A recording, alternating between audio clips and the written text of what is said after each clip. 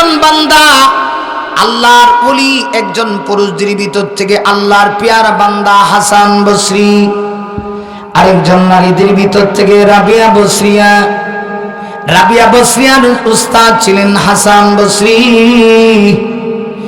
সেই রাবিয়া বসরিয়া একদিন তার উস্তাদকে জিজ্ঞাসা করেছিলেন, উস্তাদ সাহেব, আমি আপনার কাছে জানতে চাই। কি জানতে চাও? আমি জানতে চাই গো, আপনি যে ইবাদত করেন, এই ইবাদতের উদ্দেশ্য কি? আপনি জান্নাত জাহান্নাম এই দুইটা তো অবশ্যই আপনি জানেন। কয়ে জানি। কেন ইবাদত করেন?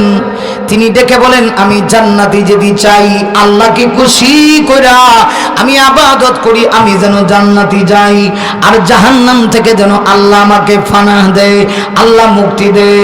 এমনিতেই রাবিয়া বসরিয়া তার চাকরি হতে পারে মহিলা। ও মা বোনেরা, দিলের কানটা লাগায়া তোমরা কথাগুলি শোনো, কারণ হুজুররা কিন্তু নারীদের ব্যাপারে বেশি কথা বলে না।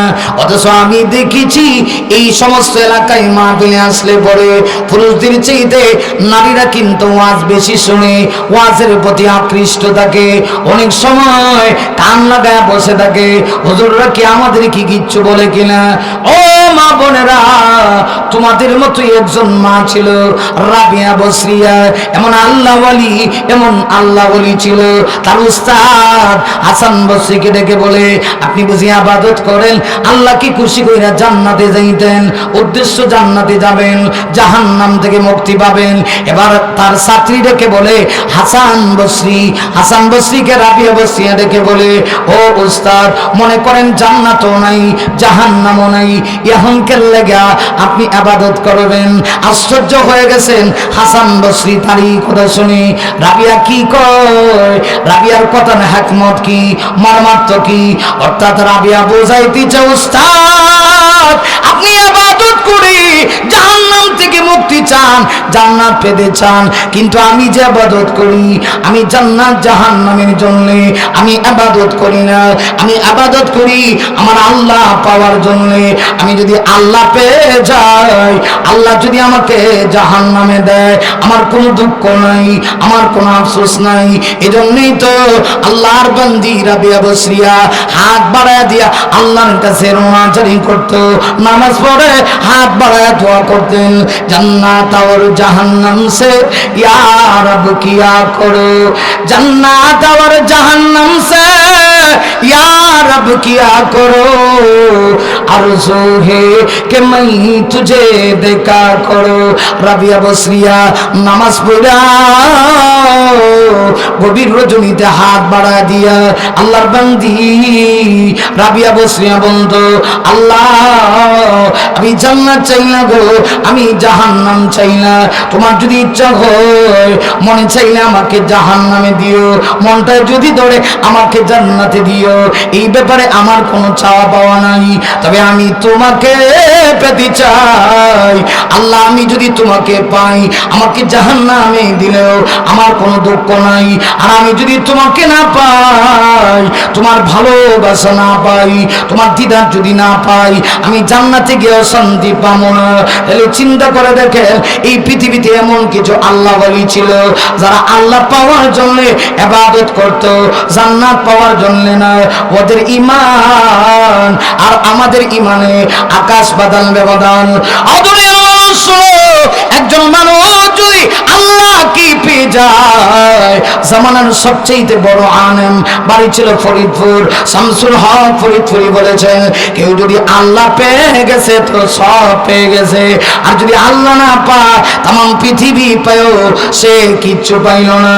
এই জন্যই তো রাবিয়া বসরিয়ার জিন্দেগি তালাশ করলে দেখা যায় রাবিয়া বসরিয়া জিন্দেগিতে কোনোদিন বিবাহ বসে স্বামীর সাথে বিবাহ বসে তিনি কোনোদিন আরাম আনন্দ উপভোগ করেন নাই। সারাটা জীবন তিনি আল্লাহর ইবাদতে কাটায় দিয়েছে। এই যে হাসান বসরি তার উস্তাদ হাসান বসরি একবার রাবিয়া বসরিয়াকে তাই বিবাহের প্রস্তাব দিয়েছিল। রাবিয়া রে, আমার মনটা চায় তোমার মতো একটা নেককার মেয়েকে আমি যদি বিবাহ করতে পারতাম, আমার কপাল খুলে যাইত। রাবিয়া ডেকে বলে, আমার তো মনটা চায় বিবাহ বসতে, কিন্তু কেমনে বসি? আমার 3টা কথা স্মরণ হয়ে গেলে আমার আর বিবাহ বসতে মনে চায় না। আপনি আমাকে বিবাহের প্রস্তাব দিচ্ছেন, আমি বিবাহ বসতে রাজি আছি, তবে আমাকে 3 প্রশ্নের জবাব দিতে হবে। আল্লাহর বান্দা হাসান বসরিকে বলি, রাবিয়া তোমার কোন 3টা প্রশ্ন? 1 নাম্বার, আমি আপনার কাছে জানতে চাই, আমি যখন এই দুনিয়া ছেড়ে অন্ধকার কবরে চলে যাব, এই পৃথিবী থাকার জায়গা না, আমি থাকবো না, পৃথিবীতে কেউ থাকবে না, আপনিও থাকবেন না। ওরে যুবক, ওরে আল্লাহর বান্দিরা, একটু দিলের কান দিয়া কথাগুলি শোনো। রাবিয়া দেখে বলে, হাসান বসরি, এই পৃথিবীতে যেহেতু জন্ম নামক দরজা দিয়া প্রবেশ করেছি, মৃত্যু নামক দরজা দিয়া সবাইকেই প্রবেশ করতে হবে। আমি জানতে চাই গো, আমি যখন ইহকাল ত্যাগ করব, এই দুনিয়া ছেড়ে চলে যাব, আমি আপনার কাছে বিবাহ বসবো, তবে 3 প্রশ্নের সমাধান দেন। 1 নাম্বার, আমি জানতে চাই দুনিয়া থেকে যাওয়ার সময় আমি ঈমান নিয়ে যেতে পারবো কিনা? আপনি কি একটু বলতে পারেন, ঈমান নিয়ে যাব না ঈমান হারা হয়ে যাব? হাসান বসরি বলে, রাবিয়া রে, কেমন প্রশ্ন তুই করেছস? পৃথিবীর কোন আব্দাল ওলি আব্দাল গাউস কুতুব এই প্রশ্নের জবাব দিতে পারবে না, কে ঈমান নিয়ে যাবে, কে ঈমান হারা হয়ে যাবে। রাবিয়া ডাক দিয়া বলে, হাসান বসরি, এই কথাটা যখন আমার শোনানো হয়, তখন আর আমার বিবাহ বসতে মনে চায় না। বুঝতে পেরেছি, আপনি প্রথম প্রশ্নের জবাব দিতে পারলেন না, আপনি ব্যর্থ। তাহলে আমি 2 নাম্বার প্রশ্ন আপনার কাছে করতে চাই, আমি যখন এই দুনিয়া ছেড়ে পরকালের দিকে আমি আস্তে আস্তে অগ্রসর হব, আখিরাতের জগতে আমি পা রাখবো, আখিরাতের জগতের প্রথম ধাপ, প্রথম স্টেশন হলো আলমে বরজখ, অন্ধকার কবরের জগৎ। ওরে আল্লাহর ওলি হাসান বসরি, আমি জানতে চাই গো, একজন মানুষকে যখন অন্ধকার কবরে রাখা হবে, আমার নবী বলেছে, কবরে রাখা মাত্রই মুনকার নাকির 2 জন ফেরেশতা আসবে, এসে তাকে 3টা প্রশ্ন করবে। জোরে বলুন তো কয়টা? আরো জোরে। 3টা প্রশ্ন করবে। প্রথম নাম্বার প্রশ্ন হলো, মান রাব্বুকা, ঠিক কিনা? আরো জোরে বলেন। আমার ভাইয়ারে, রাবিয়া ডেকে বলে, ও আল্লাহর ওলি হাসান বসরি, 3টা প্রশ্নের সম্মুখীন সবাইকে হতে হবে। প্রথম নাম্বার প্রশ্ন, আল্লাহ পৃথিবীর সকল বান্দাদেরকে ফেরেশতারা কবরে রাখা মাত্রই প্রথম প্রশ্ন করবে।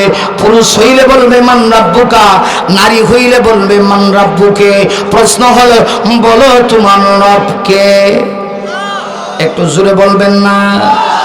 আরো জোরে আওয়াজ করে বলবেন না, রব কে? এটা কি শুধু মুখে বললে হবে নাকি? প্রশ্ন তো আল্লাহ উঠ করে দিয়েছে, মুখস্থ করে কবরে গেলে জবাব দেওয়া যাবে না। রাবিয়া বসরিয়া ডেকে বলে, হাসান বসরি, আমি জানতে চাই, একজন মানুষ যখন অন্ধকার কবরে জগতে চলে যাবে, তাকে 3 ধরনের প্রশ্ন করা হবে। প্রথম নাম্বার প্রশ্ন হলো, তোমার রবকে? যদি প্রশ্নের জবাব দিতে পারি, ভালো, ফেরেশতারা বলবে খুব ভালো, আহলান সাহলান। 2 নাম্বার প্রশ্ন হলো, ওমা দিনুকা? পৃথিবীর প্রত্যেকটা নারী পুরুষকে কবরে জিজ্ঞেস করা হবে, তোমার দিন কি, তোমার মাযহাব কি, তোমার ধর্ম কি? আমি শুধু ধর্ম রেখেছি এখন মুখে, অন্তরে ধর্ম নাই, অন্তরে শরীয়ত নাই, অন্তরে ইসলাম নাই, কেমনে জবাব দিবেন? অথবা 3 নম্বরে, ওমান হাদার রাজুল আল্লাযী বুইসা ফীকুম? আল্লাহর রাসূল বলেছে, 3য় প্রশ্ন করা হবে, মুনকার নাকির ফেরেশতারা বলবে, ওই যে একজন ব্যক্তি দেখা যায়, আমার নবীজির চেহারা তার সামনে তুলে ধরা হবে, আর বলা হবে, এই লোকটাকে কি চিনো নাকি? যদি সত্যি সত্যি লোকটা ঈমানদার হয়, দুনিয়াতে যদি নবীর আদর্শ গ্রহণ করে থাকে, আমার নবীকে দেখি বলবে, হাদা মুহাম্মাদুর রাসূলুল্লাহ, উনি আর কেউ না, উনি আমার নেতা, স্বয়নে স্বপনে যাকে আমি নেতা মেনেছিলাম, সে প্রশ্নের জবাবটা দিয়ে দিবে। রাবিয়া ডেকে বলে, হাসান বসরি রে, আমি আপনার কাছে জানতে চাই, কবরে যাওয়ার পরে এই তিনটা প্রশ্নের জবাব আমি কি দিতে পারবো কিনা। যদি দিতে পারি আমার কবর হবে জান্নাতের টুকরা, আর যদি দিতে না পারি আমার কবর হবে জাহান্নামের গর্ত। অতএব আপনি একটু বলুন না আমি সেই প্রশ্নের জবাব দিতে পারবো কিনা। হাসান বসরি কয় রাবিয়া রে, আমি তোর লগে জিন্দেগিতে কোনোদিন এমন প্রশ্নের জবাব দেওয়া সম্ভব না, কারণ পৃথিবীর কেউ জানে না কবরে গেলে প্রশ্নের জবাব দিতে পারবে কিনা, ঠিক কিনা। রাবিয়া তখন ডেকে বলে, হাসান বসরি তাহলে তৃতীয় আরেকটা প্রশ্ন আমি আপনার কাছে জানতে চাই, কিয়ামতের কঠিন ময়দানে আল্লাহ সকল মানুষকে সেই দিন উঠাবে কিনা? কথা বলেন না কেন, উঠাবে কিনা? এটা কি আমার কথা নাকি? না না না, আল্লাহ কোরআন শরীফে সূরাতুল ওয়াকিয়া বলেছেন, লামাজমুউনা ইলা মিকাতি ইয়াউমিন মালুম। আমার ভাইয়েরা, আল্লাহ বলেছেন কিয়ামতের দিন নির্দিষ্ট একটা সময়ে আল্লাহ পৃথিবীর সকল মানুষকে হাসরের মাঠে আবার আল্লাহ উঠাবে। ও মানুষ, তুমি কি মনে করেছো এই দুনিয়াতে আইসা মনে হয় চিরদিন থাকবা? একটু কি যুবক চিন্তা করস না, তোর পূর্বপুরুষ এই দুনিয়াতে নাই, তোর দাদা নাই, তোর পরদাদা নাই, এদের পাওয়ার কম ছিল না। যাদের পাওয়ারে এলাকা তর তর তর তর করে কাঁপত, আজকে তারা অন্ধকার কবরে শুয়ে গেছে। আজকে তাদের কাছে কেউ যায় না, ওদের কবরের উপরে বকরি যায়, কুকুর যায়, বিড়াল যায়, গরু যায়, মহিষ যায়, কিন্তু মানুষ যায় না রে। অথচ এই মানুষগুলি কিন্তু কম দামি ছিল না। একদিন এই পৃথিবীতে কেউ থাকবো না, সকলকে হাসরের মাঠে আল্লাহর সামনে দাঁড়াতে হবে। শুধু দাঁড়াতে হবে তা না, হাদিসে আসছে সকল মানুষ উলঙ্গ হইয়া হযরত ইসরাফিল যখন সিংহায় ফুৎকার বাজায় দিবে, সকল মানুষ উলঙ্গ হয়ে হাসরের ময়দানে উঠবে। ওই দিনের অবস্থাটা কেমন হবে? আল্লাহর নবী বিশ্বনবী এই কথা যখন বলেছিলেন, আম্মা জান্নাত আয়েশা বলেছিল, ইয়া রাসূলুল্লাহ, এই যদি হয় অবস্থা, আপনার স্ত্রীর অবস্থাও কি এমন হবে? রাসূল বলেছিলেন, হ্যাঁ আয়েশা, সেই দিন তোমাকে উলঙ্গ করে কবর থেকে ওঠানো হবে। ইয়া রাসূলুল্লাহ, ওই দিনকে আপনার সম্মানে ধরবে না, আপনার প্রেস্টিজে আঘাত করবে না। নবী তখন থেকে বলে, আয়েশা, ওই দিন তো এত ভয়াবহ হবে, কেউ কাহার দিকে তাকাবে না, মা তার সন্তানের দিকে তাকাবে না, সন্তান তার মায়ের দিকে তাকাবে না, স্বামী তার স্ত্রীর দিকে তাকাবে না। তবে আয়েশা শোনো, ওই দিন আল্লাহ আমি বিশ্ব নবীকে পার্সোনালি একটা সম্মান দিয়া জান্নাতি দুই কানা রেশমি কাপড় পরায়া ওই দিন আল্লাহ ফেরেশতার মাধ্যমে আমি নবীকে আল্লাহ উঠাবে। এছাড়া সকল মানুষ আসরের কঠিন ময়দানে যেইভাবে দুনিয়াতে আসছিলাম ল্যাংটা উঠবো, ল্যাংটা। তাহলে কিছু বন্ড ফিরেরা কথা, এই জন্য আমরাও থাকি ল্যাংটা। আসেনি কিছু? তাহলে সকল মানুষ ওইভাবে হাসরের মাঠে উঠবে। রাসূল বলেন, হাদিস এসেছে, ওই দিন কবর থেকে শুধুমাত্র আমি বিশ্ব নবীকে জান্নাতি দুইটা রেশমি কাপড় দিয়া পার্সোনালি সম্মান দিয়া আল্লাহ পাক আমাকে কবর থেকে উঠাবে। আর সকল মানুষকে সেই দিন উলঙ্গ অবস্থায় ময়দানে মাহাশরে আল্লাহর সামনে কিয়ামতের দিন আল্লাহর আদালতে দাঁড়াতে হবে। তাই ওই রাবিয়া বসে বলছিল, হাসান বসরি, আপনি যে আমার বিয়ে করতে চান, আমি আপনার কাছে জানতে চাই, ওই দিন যে সকল মানুষ উঠবে, আপনি উঠবেন, আমি উঠবো, পৃথিবীর সকল মানুষ উঠবে। ওই দিন উঠার পরে আল্লাহ পাক একদল মানুষকে আমলনামা ডান হাতে দিবে। সুবহানাল্লাহ নাই? একদল মানুষকে আমলনামা আল্লাহ ডান হাতে দিব, আর আরেকদল মানুষকে আল্লাহ আমলনামা দিব পিঠের পশ্চাৎ দিক দিয়া, হাতটারে বাঁকা কইরা উল্টায়া গুড়ায়া আল্লাহ হাসরের ময়দানে আমলনামা দিব। রাবিয়া বসরিয়া কয়, হাসান বসরি, জানতে চাই সেই দিন আমলনামা আমি কি ডান হাতে পাবো না পিঠের পশ্চাৎ দিক দিয়ে পাবো? একটু মেহরবানি করে এই প্রশ্নের জবাবটা দেন।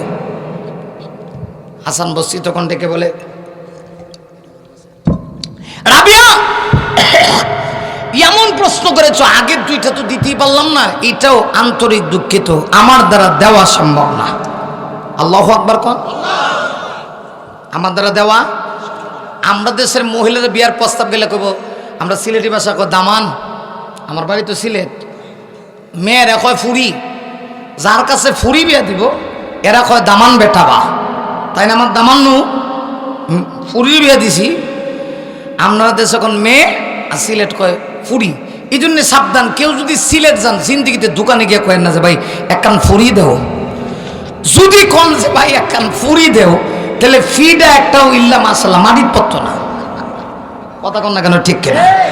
যেটা মাটির পড়বো এটা উড়ায় মারবো। ফুরির আবার ব্যাখ্যা আছে, কোন ফুরি খাইবেন? কিমা ফুরি খাইবেন না আর একটা ফুরি আছে না, একটা কিমা আর একটা ডাইল, হ্যাঁ ডাইল ফুরি, এটা কোন লাগবো? ফুরি কইলে মনে করবো যে হে বেটারে কইতেছেন আপনার মায়ের দিলাই না, বুঝেন নেই? এক দেশের ভাষা আরেক দেশের গালি। কথা কোন ঠিক কিনা? আমার ভানের ভাইরা, হাসান বসরি কয় রাবিয়া রে, এটা আমার দ্বারা তো সম্ভব না, এমন প্রশ্ন তুমি করেছ। আমার ভাইরে এমনিতেই রাবিয়া বসরিয়া ডেকে বলে, হাসান বসরি শোন, আমারও তো মনটা চায় একজন স্বামী গ্রহণ করে রাত্রি বেলা আমি আরাম করো, কিন্তু এই তিনটা প্রশ্নের কথা যখন আমার স্মরণ হয় তখন তুমি আর আরাম মায়ের কথা আমি ভুলে যাই। স্বামী গ্রহণ করে আনন্দের কথা আমি ভুলে যাই, তখন আর আমার স্বামী গ্রহণ করার কথা মনে থাকে না। তখন আল্লাহর প্রেম সাগরে ডুব দিয়া আমি সারা রাত দাঁড়ায় দাঁড়ায় আমার আল্লাহর কুদরতি পায়ে সেজদা করি। আমার প্রাণের ভাইয়া, ঘটনা বলা উদ্দেশ্য না, যেটা বুঝাইতে চাই একটু চিন্তা করছেননি আপনি? আমি পৃথিবীতে থাকবো না, সকল মানুষকে কিয়ামতের দিন আল্লাহর সামনে দাঁড়াবো। আল্লাহ আমল নামা ওজন দিয়া আল্লাহ বলেছেন ফালা তুজলামু নাফসুন শাইআ। ওই দিন আমি আল্লাহ কোন ব্যক্তি, কোন সত্তা, কোন মানুষের উপরে জুলুম করব না। এমনকি আল্লাহ বলেন ওয়া ইন কানা মিসকালা হাববাতিন মিন খারদাল আতাইনা বিহা। আল্লাহ ডেকে বলে বান্দা শোনো, কেউ যদি খেজুরের দানা পরিমাণ একটা নেক আমল করে আমি সেই দিন দান করব। এবার হাসরের কঠিন ময়দানে আমলনামা দেওয়ার পরে মানুষগুলি দুই দলে বিভক্ত হয়ে যাবে। একদল হবে যারা জাহান্নামী, আরেক দল যারা জান্নাতি।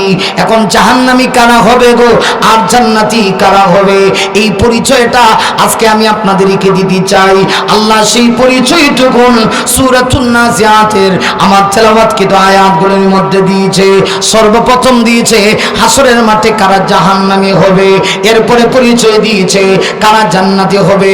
এবার আসুন কারা জাহান্নামী হবে। আল্লাহ সূরাতুন নাজিয়াতের ভিতরে আল্লাহ রাব্বুল আলামিন বলেন ফাআম্মা মান তাগা ওয়া আথারাল হায়াতাদ দুনিয়া ফাইন্নাল জাহিমা হিয়াল মাওয়া। আল্লাহু আকবার।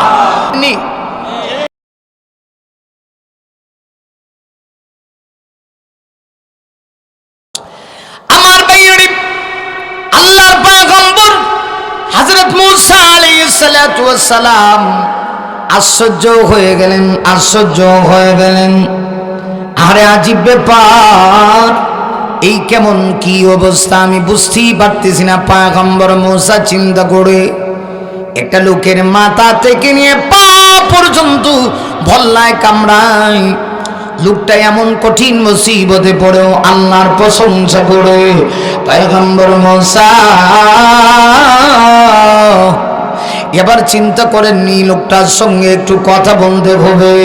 আল্লাহর পয়গম্বর মূসা আলাইহিস সালাতু ওয়াস সালাম এবার এই লোকটাকে জিজ্ঞাসা করেন, ও ভাই, আপনাকে এইভাবে কয়দিন যাবত বল্লায় কামড়াচ্ছে? এমনিতেই লোকটা ধমক দিয়া কয়দিন, তাহলে কয় সপ্তাহ হয়েছে? একটু বলো না আমাকে বোঝায়া, কয় সপ্তাহ যাবত এইভাবে বল্লায় কামড়ায়? লোকটা তখন বলে কয় সপ্তাহ। পয়গম্বর মূসা আশ্চর্য হয়ে গেলেন। আশ্চর্য হইয়া লোকটা কি ডেকে বলেন, তাহলে মনে হয় কয়েক মাস হয়ে গেছে। এমনিতেই লোকটা ডেকে বলে কয়েক মাস, এটা আবার কেমন কথা? মুসা মনে মনে চিন্তা করে, তাহলে মনে হয় কয়েক বছর হয়ে গিয়েছে। হযরত মুসা আলাইহিস সালাতু ওয়াস সালাম বলেন, ওরে ভাই তাইলে বলো কয় মাস যাবত তোমাকে এইভাবে কামড়াচ্ছে? লোকটা ধমক দিয়া ডেকে বলে, ভাই কয় মাস বলতেছে, কয় বছর বলতেছে? আজকে কয় বছর তোমাকে বলবো? আজকে 1-2 বছর না, 400 বছর যাবত এইভাবে আমার মাথা থেকে নিয়ে পা পর্যন্ত বন্যায় কামড়ায়। যতবার কামড়ায় ততবার আমি আমার মালিক মহান আল্লাহর প্রশংসা করি। 1-2 বছর না, 400 বছর হয়েছে এইভাবে বল্লায় কামড়ায়, পা থেকে নিয়ে মাথা পর্যন্ত। যত জোরে কামড় দেয় আমি তত জোরে আল্লাহর প্রশংসা করি। তাইলে লোকটা কেমন কামেল, কেমন ইমানদার!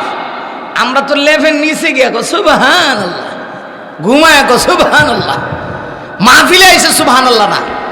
একটু বিপদে বললে আল্লাহর প্রশংসা না। যদি একটু বিপদে পড়ে অভাব দেখে কয়, আল্লাহ আর কেউ বুঝি পাইছো না, সব মুসিবত খেলে আমারই দিলা। কথা কন না কেন, ঠিক কিনা? মুসা আলাইহিস সালাতু ওয়াস সালাম আশ্চর্য হয়ে গেছেন, নবী তো, তিনি চিন্তা করেন তাহলে তো কম বড় বুজুর্গ না।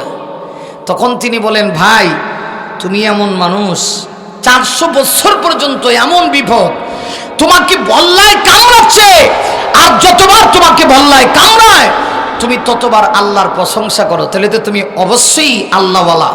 লোকটা বলে, আমি জানি না আমি কি। মুসা আলাইহিস সালাতু ওয়াস সালাম পরিচয় না দিয়ে বলেন, ভাই আমার তো মনটায় চাচ্ছে তোমার একটু খেদমত করতে। আচ্ছা তোমার কি এমন কিছু আছে নাকি, এমন কোনো আশা আছে যেই আশাটা তোমার পূরণ হয় নাই? মনের কোনো ইচ্ছা থাকলে আমাকে বলো। সুবহানাল্লাহ কয়। লোকটা তখন ডেকে বলে, শোনো ভাই, আমি আমার জীবনে যত আশা ছিল আল্লাহ সব আশা আমার পূর্ণ করছে, তবে আমার দুইটা আশাবাদ আছে। 2টা আশা ব্যতিরেকে যত আশা করছি এই মুসিবতের ভিতরেও আল্লাহ আমার সব আশা পূর্ণ করছে। আমি মুস্তাজাবুদ দাওয়া, যদি আমি এই মুসিবতে আছি, আল্লাহ আমার গায়ে এই অসুস্থতা দিয়েছে, দেহের প্রত্যেকটা জায়গায় জায়গায় বল্লায় কামড়ায়, কিন্তু যেই দোয়াই করি আল্লাহ কবুল করে। কিন্তু 2টা আশা আমার ব্যতিরেকে সব আশা পূর্ণ হয়ে গেছে। কয়টা আশা? 2টা। মুসা আলাইহিস সালাতু ওয়াস সালাম তাকে পরিচয় না দিয়ে বলেন, ভাই তাইলে তোমার ওই 2টা আশা কি একটু খুলে বলো। লোকটা তখন বলতেছে, 2 আশার প্রথম আশা হলো, প্রথম আশাটা হলো এই, আল্লাহ যেন আমাকে মৃত্যুর আগে এই জামানার সবচেয়ে দামি নবী হযরত মুসার সঙ্গে যেন আল্লাহ সাক্ষাৎ করায়, আমার মরণ দেয়। মুসা আলাইহিস সালাতু ওয়াস সালাম কয়, কিরে এটাতে আজীব ব্যক্তি, আমি তো সেই মুসা। এর 2টা আশা বাদ দিয়ে সব আশা আল্লাহ পূর্ণ করে লইছে। এর মধ্যে এক আশা হলো জামানার নবী মুসার সঙ্গে সে সাক্ষাৎ করতে চায়। মুসা আলাইহিস সালাম বলেন, এখন পরিচয় দিয়ে লাভ নাই, দেখি পরিচয় দিলে তো সে দ্বিতীয় আশাটা আর বলবে না। কথা কন না কেন? আচ্ছা আপনারা আমার মাত বুঝেনি নাকি? তা আমি খুব বেশি শেপ পাইতেছি না। অন্যান্য দিন যেরকম শেপ পাই, কথা বলা জুস পাই, এরকম পাইতেছি না, কারণ বারবার আমি থাকাইলেই আমার কথা খালি এমনে যায় হেমনে যায়, এদিক সেদিক। এই জন্য আপনারা আমার দিকে খুব মোতাবজ্জ হয়ে চাইবেন, খুব গভীর মনোযোগ দিয়ে আমার দিকে তাকাইবেন, তাইলে দেখবেন আস্তে আস্তে আস্তে আস্তে আমি যেভাবে জায়গায় যাই, প্রত্যেকদিন যেই সেন্টারে কথা বলি ওই সেন্টারে গিয়ে আমি কথা বলবো। খুব মনোযোগ দেন। আর আমি আজকে কম সময় দিতাম না, অন্তত পক্ষে 2-2.5 ঘন্টা হবেই। এটা এই আশাবাদ দেন যে হুজুর মনে 1.5 ঘন্টার ভিতরে ছেড়ে দিব, এই সিস্টেম আজকে নাই, কারণ আমার পরেও কোনো বক্তা নাই, আর আগে যিনি ছিল উনি তো শেষেই। কথা কোন ঠিক কিনা? তাহলে মোটামুটি 12টা পর্যন্ত যে ওয়াজ হবে বা চলবে, এইটা নিয়ে বসে থাকেন। ঠিক আছে তো ইনশাল্লাহ নাকি? আপনি খালি মোবাইল দেখতেছেন কেন লেগা? এই মোবাইল দেখায় বোঝা যায় যে হুজুর, তাহলে আমরা থাকতাম না। সমস্যা আছে, মোবাইলও দেখুন যেত না, একেবারে মনোযোগ দিয়ে বসে থাকতে হইবে, তাইলে কিছু কথা কমে। কি বলেন আপনারা? ঠিক আছে না ইনশাল্লাহ? আল্লাহ সবাইকে কবুল করো, আমিন কর। লোকটার কয়টা আশা? আরো জোরে জোরসে বলো। 1 নম্বর আশা, জমানার নবী মুসাকে দেখতে চায়। মুসা আলাইহিস সালাম, আমি তো তোমার সামনে, পরিচয় দিয়ে লাভ নাই। দেখি তোমার 2 নাম্বার আশাটাকে। ভাইরা আমার, আল্লাহর পয়গম্বর হযরত মুসা আলাইহিস সালাতু ওয়াস সালাম এবার ডেকে বলে, ও ভাই, তেলিবার কি বলবা? তোমার 2 নাম্বার আশাটা কি একটু বলো। লোকটা তখন ডেকে বলে, ভাইও, আমার 2 নাম্বার আশা হলো আমি 1 গ্লাস পানি, ঠান্ডা পানি পান করতে চাই। এটা কোনো আশা হইল নি? 1 গ্লাস ঠান্ডা পানি তুমি পান করবা, কোন জায়গা থেকে তোমাকে ঠান্ডা পানি এনে দিতে হবে একটু বলো। লোকটা ডেকে বলে, ওই যে সামনে একটা কুয়া আছে, কুয়া, মরুভূমি প্রান্তর, এই প্রান্তরের ভিতরে বিশাল বড় একটা কুয়া আছে। কুয়া থেকে 1 গ্লাস ঠান্ডা পানি, কুয়াটা অনেক গভীর, এই ঠান্ডা পানি পান করা সাধারণ কথা না, তদানীন্তন যুগে এটা বড় সৌভাগ্যের বিষয় ছিল। লোকটা ডেকে বলে, আমার মনটা চায় ওই গভীর কুয়া থেকে 1 গ্লাস ঠান্ডা পানি পান করতে। এটা হলো আমার 2য় আশা। তা আশা যদি পূর্ণ হয়, আমার জীবনে আর কোনো আশা বাকি নাই। পয়গম্বর মুসা এবার পরিচয় না দিয়া বলেন, ঠিক আছে, আমি একটু যাই, সামনে যাই, চেষ্টা করে তোমার জন্য কুয়া থেকে 1 গ্লাস ঠান্ডা পানি নিয়ে আসবো। মনে মনে চিন্তা করতেছেন, ঠান্ডা পানি এনে আমি ওই লোকটার সামনে আমার পরিচয় তুলে ধরবো। তাফসীর কারকগণ লেখে, হযরত মুসা আলাইহিস সালাম গেলেন ওই কুয়ার কাছে। গভীর কুয়া থেকে, কবির নিচ থেকে, কুয়ার তলদেশ থেকে 1 গ্লাস ঠান্ডা পানি নিয়ে পয়গম্বর মুসা আসলেন। উদ্দেশ্য হলো ওই লোকটার মনের আশা পূর্ণ করাবেন। এমন আল্লাহওয়ালা লোককে এমন খেদমত করা অত্যন্ত সৌভাগ্যের বিষয়। কিন্তু আশ্চর্যের বিষয়, পয়গম্বর মুসা বলেন, আমি এসে দেখি এই লোকটা আর দুনিয়াতে নেই। কে যেন এই লোকটাকে হত্যা করে ফেলেছে। এমন ভাবে হত্যা করেছে, দেহটা 2 ভাগ দ্বিখণ্ডিত করে ফেলেছে, পুরা দেহটা রক্তে রঞ্জিত হয়ে গেছে। পয়গম্বর মুসা তিনি কিন্তু সাধারণ নবী না, অত্যন্ত দামি নবী, রাগান্বিত নবী। আল্লাহ রাব্বুল আলামিন মুসা নবীকে মুজিজা হিসেবে একটা লাঠি দিয়েছিল। এটা সাধারণ লাঠি না, মুসা আলাইহিস সালামের মুজিজার লাঠি। এটা পূর্বসূত্রে জান্নাত থেকে এসেছে। ওই লাঠি ছিল তার মুজিজার লাঠি। পয়গম্বর মুসা রাগান্বিত হইয়া হাতির লাঠিটা উপরের দিকে উঠাইছে, উঠায়া এমনিতেই আওয়াজ করে বলতেছে, কে রে, এমন সাহস তো দিন ভিতরে, এমন আল্লাহওয়ালা লোকটাকে কে হত্যা করেছ? যে লোকটা 400 বছর বল্লায় কামড়ায় আল্লাহর প্রশংসা করে। এমনিতেই সামনে ছিল একটা জঙ্গল। তাফসীর কারকগণ লেখে, জঙ্গলের ভিতরে ছিল একটা বাঘ। যেই বাঘটা এই লোকটাকে হত্যা করেছে, ওই লোকটাকে হত্যা করার জন্য আল্লাহ এই বাঘটাকে অর্ডার করেছে। ওই বাঘ তখন আওয়াজ দিবার চায়, তার বাসা দিয়ে আল্লাহকে ডাকে আর বলে, আল্লাহ গো, তুমি কি পারো না আমার জবানটা একটু খুলে দিতে? আল্লাহ, তুমি যদি একটু দয়া করে আমার জবানটা খুলে দাও, তাহলে মুসার সঙ্গে আমি ভাগ একটু কথা বলতে চাই। আল্লাহ, তুমি একটু জবানটা খুলে দাও। তুমি না আমার অর্ডার করছো এই লোকটাকে হত্যা করার জন্য। তোমার অর্ডার ভাইয়া এই বুজুর্গ ব্যক্তি, যে লোকটা 400 বছর পর্যন্ত বল্লায় কামড়ায়, মাথা থেকে নিয়ে পা পর্যন্ত শরীরের প্রত্যেকটা অঙ্গ প্রত্যঙ্গগুলোর মধ্যে কামড়ায়, আর লোকটা এই মুসিবতের সময় তোমার প্রশংসা করে, তোমার অর্ডারেই আমি তাকে হত্যা করলাম। মুসা রাগান্বিত হয়ে বলতেছে, কে এই লোকটাকে হত্যা করছো? আজকে সাহস থাকলে আমার সামনে আইসা স্বীকার কর, আমি তাকে এই দুনিয়াতে রাখবো না। আল্লাহ, তুমি কি আমার জবান খুলে দিতে পারো না? এমনিতেই তাফসীর কারকগণ লেখে, আল্লাহ রাব্বুল আলামিন ওই বাঘের জবান কুদরতিভাবে খুলে দিছে। বাঘ তখন মুসা নবীর সঙ্গে কথা বলে, হে জামানার নবী মুসা, আপনি বলতেছেন এই লোকটাকে কে হত্যা করছে? আমি হত্যা করছি। তবে শুনে নেন, আমি হত্যা যে করছি এটা আমার ইচ্ছাকৃত নয়। ইহজগৎ পরজগতের একচ্ছত্র ক্ষমতার অধিকারী মহান আল্লাহর অর্ডারে আমি এই লোকটাকে হত্যা করছি। মুসা আলাইহিস সালাতু ওয়াস সালামের রাগ একটু ঠান্ডা হয়েছে, হাতে ছিল লাঠি। তাফসীর কারকগণ লেখে, যেই মুহূর্তে আল্লাহর অর্ডার এই কথা তিনি শুনেছেন যে আল্লাহর অর্ডারে এই বাঘ হত্যা করেছে, হাতের লাঠি তরতর করে জমিনে পড়ে গেছে কেঁপে কেঁপে, কারণ আল্লাহর অর্ডার।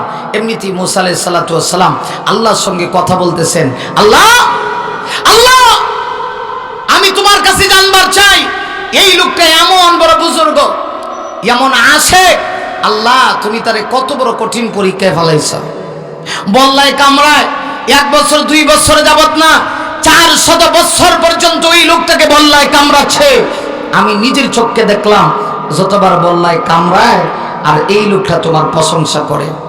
তাহলে তুমি এই লোকটাকে কেন অর্ডার করলা ওই জঙ্গলের বাঘ যেন তাকে হত্যা করে? আল্লাহ তখন ডেকে বলে, মুসা আমার কোনো কাজেই হিকমতের বাহিরে না। সুবহানাল্লাহ কইতেন না, বুঝি না? আল্লাহ ডেকে বলে, মুসা আমি কোনো কাজেই হিকমতের বাহিরে করি না। আল্লাহ তাহলে একটু বলুন এটার রহস্যটা কি? কেন আপনি অর্ডার করলেন এমন আল্লাহওয়ালা লোকটাকে বাঘ যেন হত্যা করে? আল্লাহ তখন ডেকে বলে, মুসা এই লোকটা যে 400 বছর পর্যন্ত এত মুসিবতে দেখা আমার প্রশংসা করতেছে, আমি তোমার কাছে জানতে চাই এই লোকটার হায়াত কে দিছে? আল্লাহ নিজে জিজ্ঞেস করতেছেন মুসা নবীরে। মুসা আলাইহিস সালাম বলেন, আল্লাহ আপনিই দিছেন। তারে বাঁচায় রাখছে কে? মুসা আলাইহিস সালাম বলেন, আপনি বাঁচায় রাখছেন। হে যে এত মুসিবতে পড়ে আমার প্রশংসা করতেছে, প্রশংসা করার মতো যোগ্যতা তাকে কে দিছে? মুসা আলাইহিস সালাতু ওয়াস সালাম বলেন, আল্লাহ আপনি দিছেন। তাইলে তুমি যে এই লোকটাকে জিজ্ঞেস করলা যে তুমি এমন আল্লাহওয়ালা লোক 400 বছর পর্যন্ত বল্লায় কামড়ায় আল্লাহর প্রশংসা করো, তোমার মনে কিচ্ছু চাইনি, তখন প্রথম কথাটা হে কি কইছে? মুসা আলাইহিস সালাম বলে, আল্লাহ প্রথম কথা কইছে হে জামানার নবী, অর্থাৎ আমি মুসা আলাইহিস সালাতু ওয়াস সালামের সাক্ষাৎ সে চায়। আল্লাহ কয় এই কারণেই তাকে হত্যার অর্ডার দিয়েছি।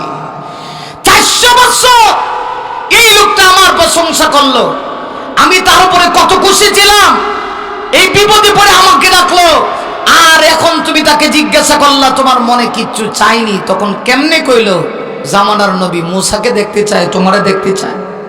সে কি বলতে পারতো না যে আমি আল্লাহকে দেখতে চাই? আমি না তারে কত মহব্বত করে বানাইছি, আমি তার এই দেহে কি পরিমাণ শক্তি দিছি, শক্তি যদি না দিতাম এইরকম বল্লায় কামড়ানো অবস্থায় সে তো আমার প্রশংসা করতে পারতো না।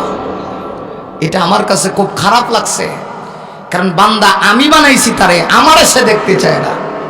এই পৃথিবী না যত সুন্দর, তুমি না যত সুন্দর, আমার সকল নবীরা না যত সুন্দর, এর চাইতে আমি আল্লাহ কোটি কোটি কোটি কোটি গুণ সুন্দর।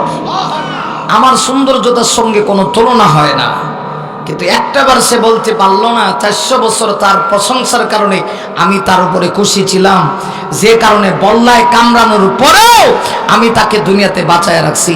যখন খালি কইছে আমার 2 আশার 1 আশা, জামানার সবচেয়ে দামি নবী মুসার সঙ্গে সাক্ষাৎ চাই, তাকে দেখতে চাই, আমি আল্লাহ তখন এমন নারাজ হয়েছি 400 বছরের ইবাদত বরবাদ হয়ে গেছে। আমি আল্লাহ তখন ওই বাঘকে ঘোষণা দিছি, যা গিয়া এই লোকটাকে হত্যা করে ফেল, এখন আর তার এই জমিনে থাকার কোনো সাধ্য নাই, কোনো ক্ষমতা নাই। আমার প্রাণের ভাইরা, এর থেকে কি বুঝলেন? কি বুঝলেন? আমরা তো মাশাআল্লাহ সারা বছর একদিন মাহফিলে এসেও আল্লাহর প্রশংসা করতে রাজি না। যদি কোনোদিন 1-2 ওয়াক্ত নামাজ পড়ে তাহলে মনে করে হ্যাঁ মনে হয় এই যুগের সবচেয়ে বড় দরবেশ। কথা কন না কেন, ঠিক কিনা? আমাদের ঈমান আমলের অবস্থা তো এরকম, আমরা সুখেও তো আল্লাহর প্রশংসা করতে পারি না। আমি মনে করি আজকের এই মাহফিল এই এলাকা বা এই এলাকাবাসীর জন্য আল্লাহর পক্ষ থেকে মানব জাতির জন্য, পুরা এলাকাবাসীর জন্য সবচেয়ে বড় নিয়ামত, ঠিক কিনা বলুন? কারণ কি, একদিকে মাসটা অত্যন্ত অতীব গুরুত্বপূর্ণ এক মাস, শাবান মাস, সামনে আসতেছে রমাদানুল মুবারক। রমজানের প্রস্তুতির জন্য এমনিতে একটা মাহফিল দরকার, কারণ বছরের সবচেয়ে দামি মাসের নাম কি? রমাদান। যে মাস যাচ্ছে এই মাসের নাম কি? শাবান। আল্লাহর রাসূল বলেছেন শাবানু শাহরি ওয়া রমাদানু শাহরুল্লাহ। আল্লাহর রাসূল বলেছেন শাবান আমি নবীর মাস, রমজান স্বয়ং আল্লাহর মাস। সুবহানাল্লাহ কইতে না নাকি? শাবান কার মাস? আমি বিশ্ব নবীর মাস, আর রমজান আল্লাহর মাস। এখন প্রশ্ন আসতে পারে, সব মাসই তো আল্লাহর, রসুল এই কথা কেন বলেন যে শাবান আমার মাস, রমজান আল্লাহর মাস? মুহাদ্দিসিনে আযমগণ এই হাদিসের ব্যাখ্যায় জবাব দিয়েছেন, আল্লাহর রসুল বোঝাতে চেয়েছে, হে পৃথিবীর উম্মত, দেখো আল্লাহর সঙ্গে যেমন পৃথিবীর কোনো মাখলুকের তুলনা হয় না, ঠিক তদ্রূপভাবে বছরের 11 মাসের রমজানের সঙ্গে কোনো তুলনা হয় না। আল্লাহ যেমন দামি, বছরের 12 মাসের ভিতরে রমজান মাসটাও অন্যান্য মাসের তুলনায় ঠিক তেমন গুরুত্বপূর্ণ। আর আল্লাহকে বাদ দিয়া আমি নবী যেমন সকল নবীর উপরে শ্রেষ্ঠ নবী, ঠিক তদ্রূপভাবে রমজান বাদ দিয়া বছরের বাকি 10 মাসের চাইতে শ্রেষ্ঠ মাস হচ্ছে শাবান মাস। এই জন্য রসুল বলেছেন শাবানু শাহরি ওয়া রমাদানু শাহরুল্লাহ। আমার পানের ভাইরা, এখন এই শাবান মাস আপনার আমার কাছ থেকে চলে যাচ্ছে, রমজান আসতেছে, কি প্রস্তুতি গ্রহণ করছেন? এটা হলো আজকের ওয়াজের সাবজেক্ট। কি প্রস্তুতি গ্রহণ করছেন? রমজান যে আসতেছে, আমাদের দেশে কিছু সিন্ডিকেট ব্যবসায়ী আছে, 2 নম্বরে কালোবাজারি ব্যবসায়ী, হেরা প্রস্তুত হইছে তেলের দাম কেমনে বাড়ান যায়। কথা বল না দি হুজুর, ঠিক এক লোক হুজুর সোনার দাম নাই, তেলের দাম যেমন বেশি বাড়ছে। আর কয়দিন পরে বিয়া করলে মনে হয় কইবে যে ভাই সাহেব আমি মহারণা দেওয়া লাগতো না, 20 লিটার তেল দিতে পারবেন নি। মানে বাংলাদেশের যে অবস্থা শুরু হয়েছে, যে অবস্থা এখন চলতেছে, সে এখন শাবান চলতেছে, রমজান আসতেছে। মুমিনের তো নিয়ম ছিল রমজান আসার আগেই দ্রব্যমূল্যের দাম যত কমায় দেওয়া যায়। কথা কন না কেন? যদিও এই দেশে তৈলের দাম বাড়ে, কিন্তু মুমিন চিন্তা করে না ইমাম সাহেবের বেতন যে বাড়ে না, এই বেটা রমজান মাসে কি দেখাইব, পরিবার কেমনে চলবে, একবার চিন্তা করে না। আমি এই যে সামনে একটু আগে ইমাম সাহেবকে জিজ্ঞাসা করছি, হুজুর আপনার বেতন কত? তো হুজুর বলে আলহামদুলিল্লাহ। আজ পর্যন্ত কোন হুজুর কইল না নাউজুবিল্লাহ। যারাই জিকাই মানে কত বেতন এটা কইতে রাজি না, আলহামদুলিল্লাহ কয়। দেখেন হুজুরদের ইমান কত শক্ত, যে কারণে আল্লাহ তাদেরকে খাওয়ায়, আল্লাহ তাদের অল্প টাকার ভিতরে বরকত দেয়, ঠিক কিনা বলুন? কিন্তু আপনার বিবেকের কাছে প্রশ্ন, আপনি যে একজন খাঁটি ইমানদার বলে দাবি করতেছেন, আপনি রমজানের জন্য কি প্রস্তুতি গ্রহণ করেছেন? একবার কি আপনার বিবেককে প্রশ্ন করেছেন? রসুল তো ওই সমস্ত ব্যক্তিদেরকে ধমক দিয়েছেন যারা রমজান পাওয়ার পরেও রমজানকে কাজে লাগাতে পারে না। হাদিসে মিম্বর নামে একটা হাদিস আছে, এটা বলে আমি আলোচ্য বিষয়ের উপরে ঢুকে যাবো, ইনশাল্লাহ ঢুকে যাবো। একটু প্রাসঙ্গিক কথা তো বলতে হয়, যেহেতু শাবান মাস চলতেছে, সামনে রমজান আসতেছে, এটার উপরে 2-4টা কথা না বললে আলোচনার হক আদায় হবে না। আল্লাহর রসুল প্রত্যেক জুমাবারে মসজিদে নববীতে বৈশা, যে মিম্বরে বৈশা রসুল বয়ান করতেন, তো রসুলের অভ্যাস ছিল এই মিম্বরে ওঠার সময় নির্ধারিত একটা দোয়া পড়ে বসতেন, নির্ধারিত একটা দোয়া পড়ে নামতেন। কিন্তু রমজান যখন সন্নিকটে নবীজি বসেছেন, মিম্বরে বসে খুতবা দিবেন, তখন দেখে গেছে হাদিসে আসছে আল্লাহর রসুল মিম্বরে 3টা সিঁড়িতে 3 ধাপে পা রাখতেছেন। তো প্রথম সিঁড়িতে পা রাখেন, রসুল বলেন আমিন। কি বলেন? আমিন। আমিন শব্দের অর্থ কি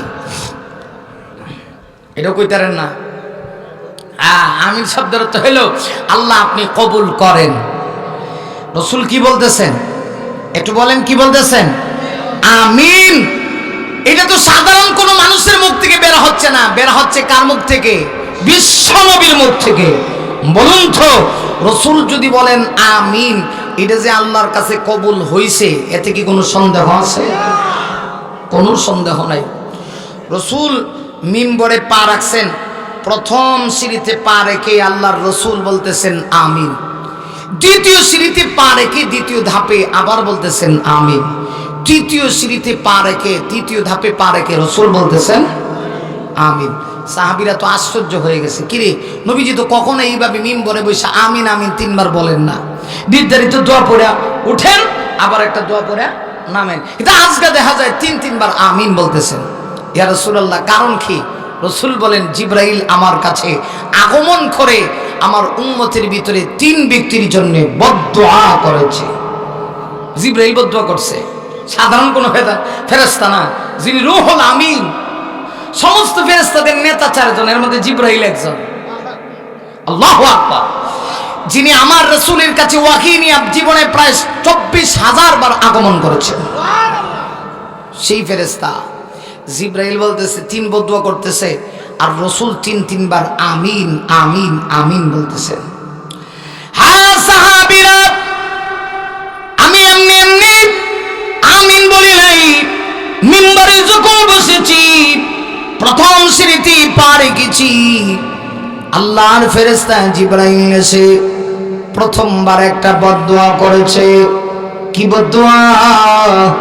জিবরাইল বলে, ইয়া রাসূলুল্লাহ, ইয়া হাবিবাল্লাহ, ওগো নবীজি, যে ব্যক্তি আপনার উম্মতের ভিতরে রমজান পাইল, রমজান পাইয়া আপনার উম্মতের ভিতর থেকে যে উম্মত রমজানে তার জিন্দেগীর গুনাহ ক্ষমা করাতে পারল না, ওই ব্যক্তি ধ্বংস হোক। নবী বলেন আমিন। দ্বিতীয় সিঁড়িতে পা রেখেছে, জিবরাইল দ্বিতীয় আরেকটা বদদুয়া করতেছে, ইয়া রাসূলুল্লাহ, ইয়া হাবিবাল্লাহ, আপনার উম্মতের ভিতর থেকে ওই উম্মতগুলি ধ্বংস হোক যে উম্মতগুলি রমজান মাসে তার বৃদ্ধ মা বাবাকে পাইল, অথচ তার মা বাবাকে খেদমত করে সে আল্লাহকে খুশি করাতে পারল না, ওই উম্মত ধ্বংস হোক। নবী তখন বলেন আমিন।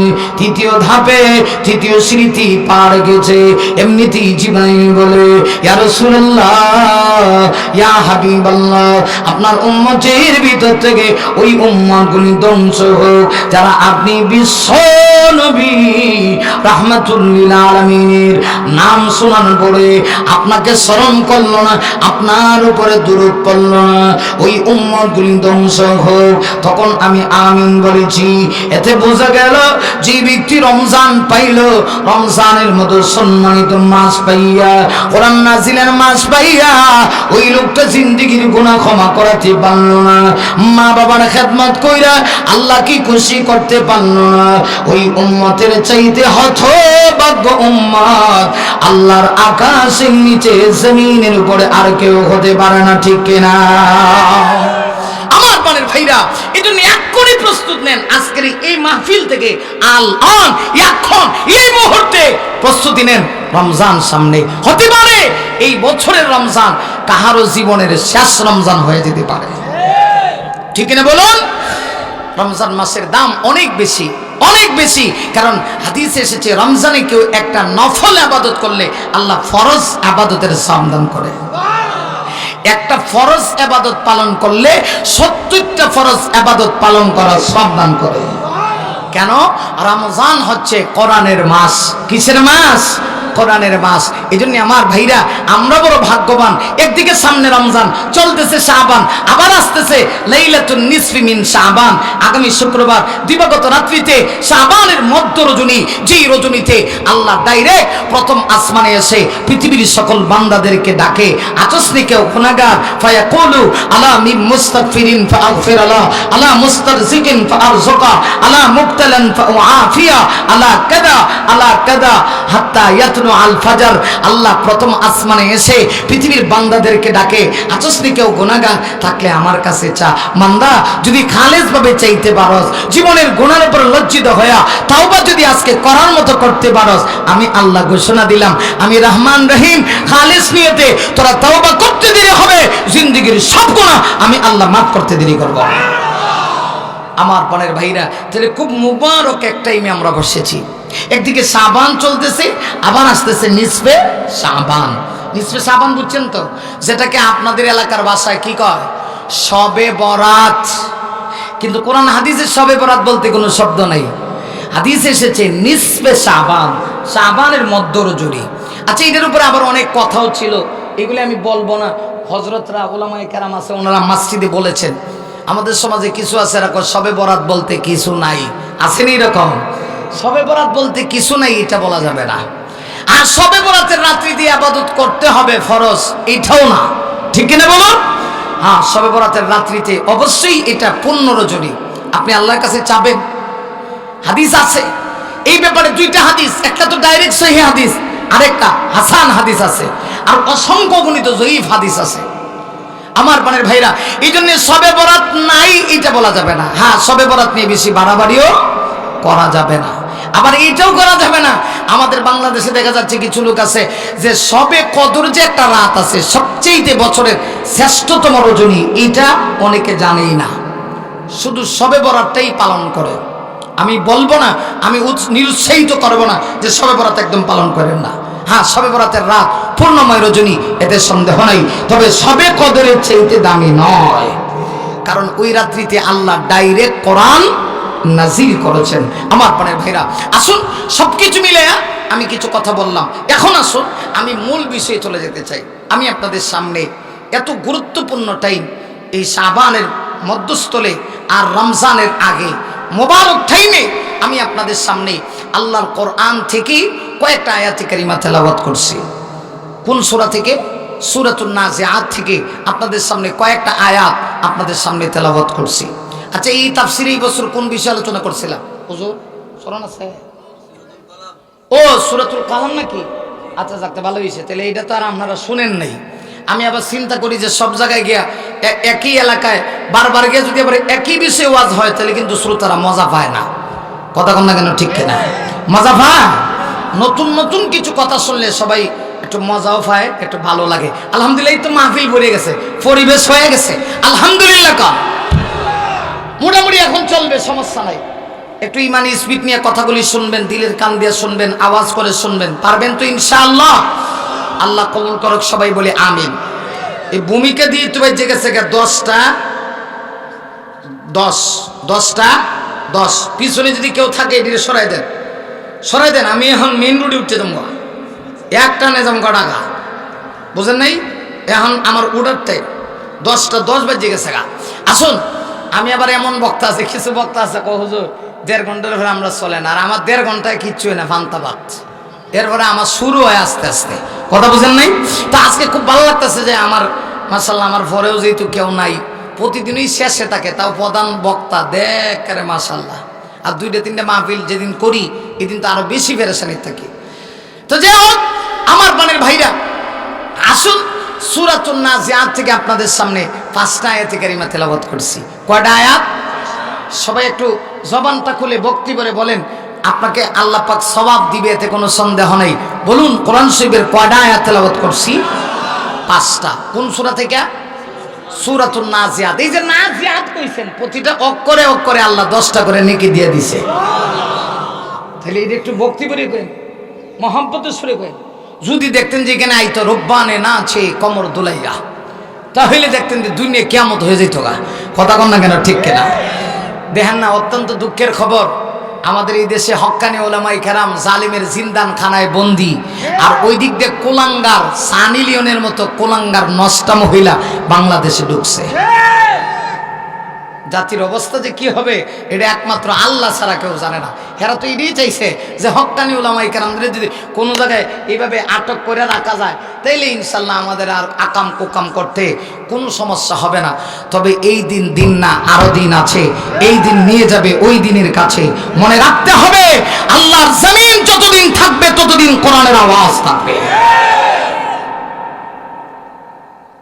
আজকে যারা কোরআনের আওয়াজ বন্ধ করতে চাও, তোমাদেরকে উদ্দেশ্য করে বলতে চাই, কোরআনের এই আলো, কোরআনের এই লাইট, এটা দুনিয়ার কেউ এই লাইটের আলো জ্বালায় নেই।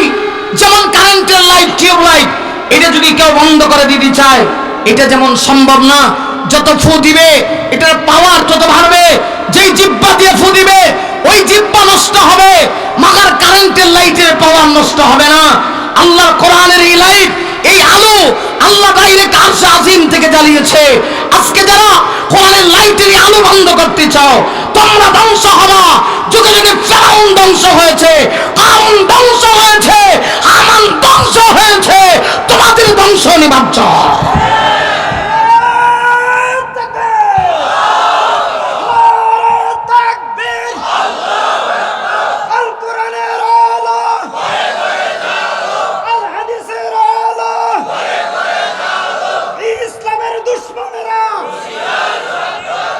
রাগটা করছেন নি আবার যে হুজুর দিয়ে হন উল্টো হয়েছি? কিছু লোক আছে হুজুর রাখলে ঠান্ডা রাখতে চায়।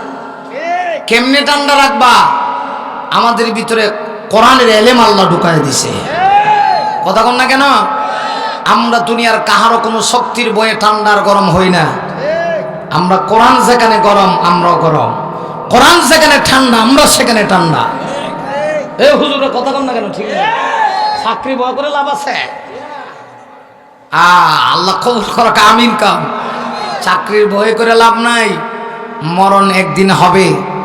যতদিন হক কথা বলতে পারবেন ততদিন চাকরি করবেন, যতদিন হক কথা বলতে পারবেন না চাকরির কোনো দরকার নাই। ঠিক কিনা বলুন?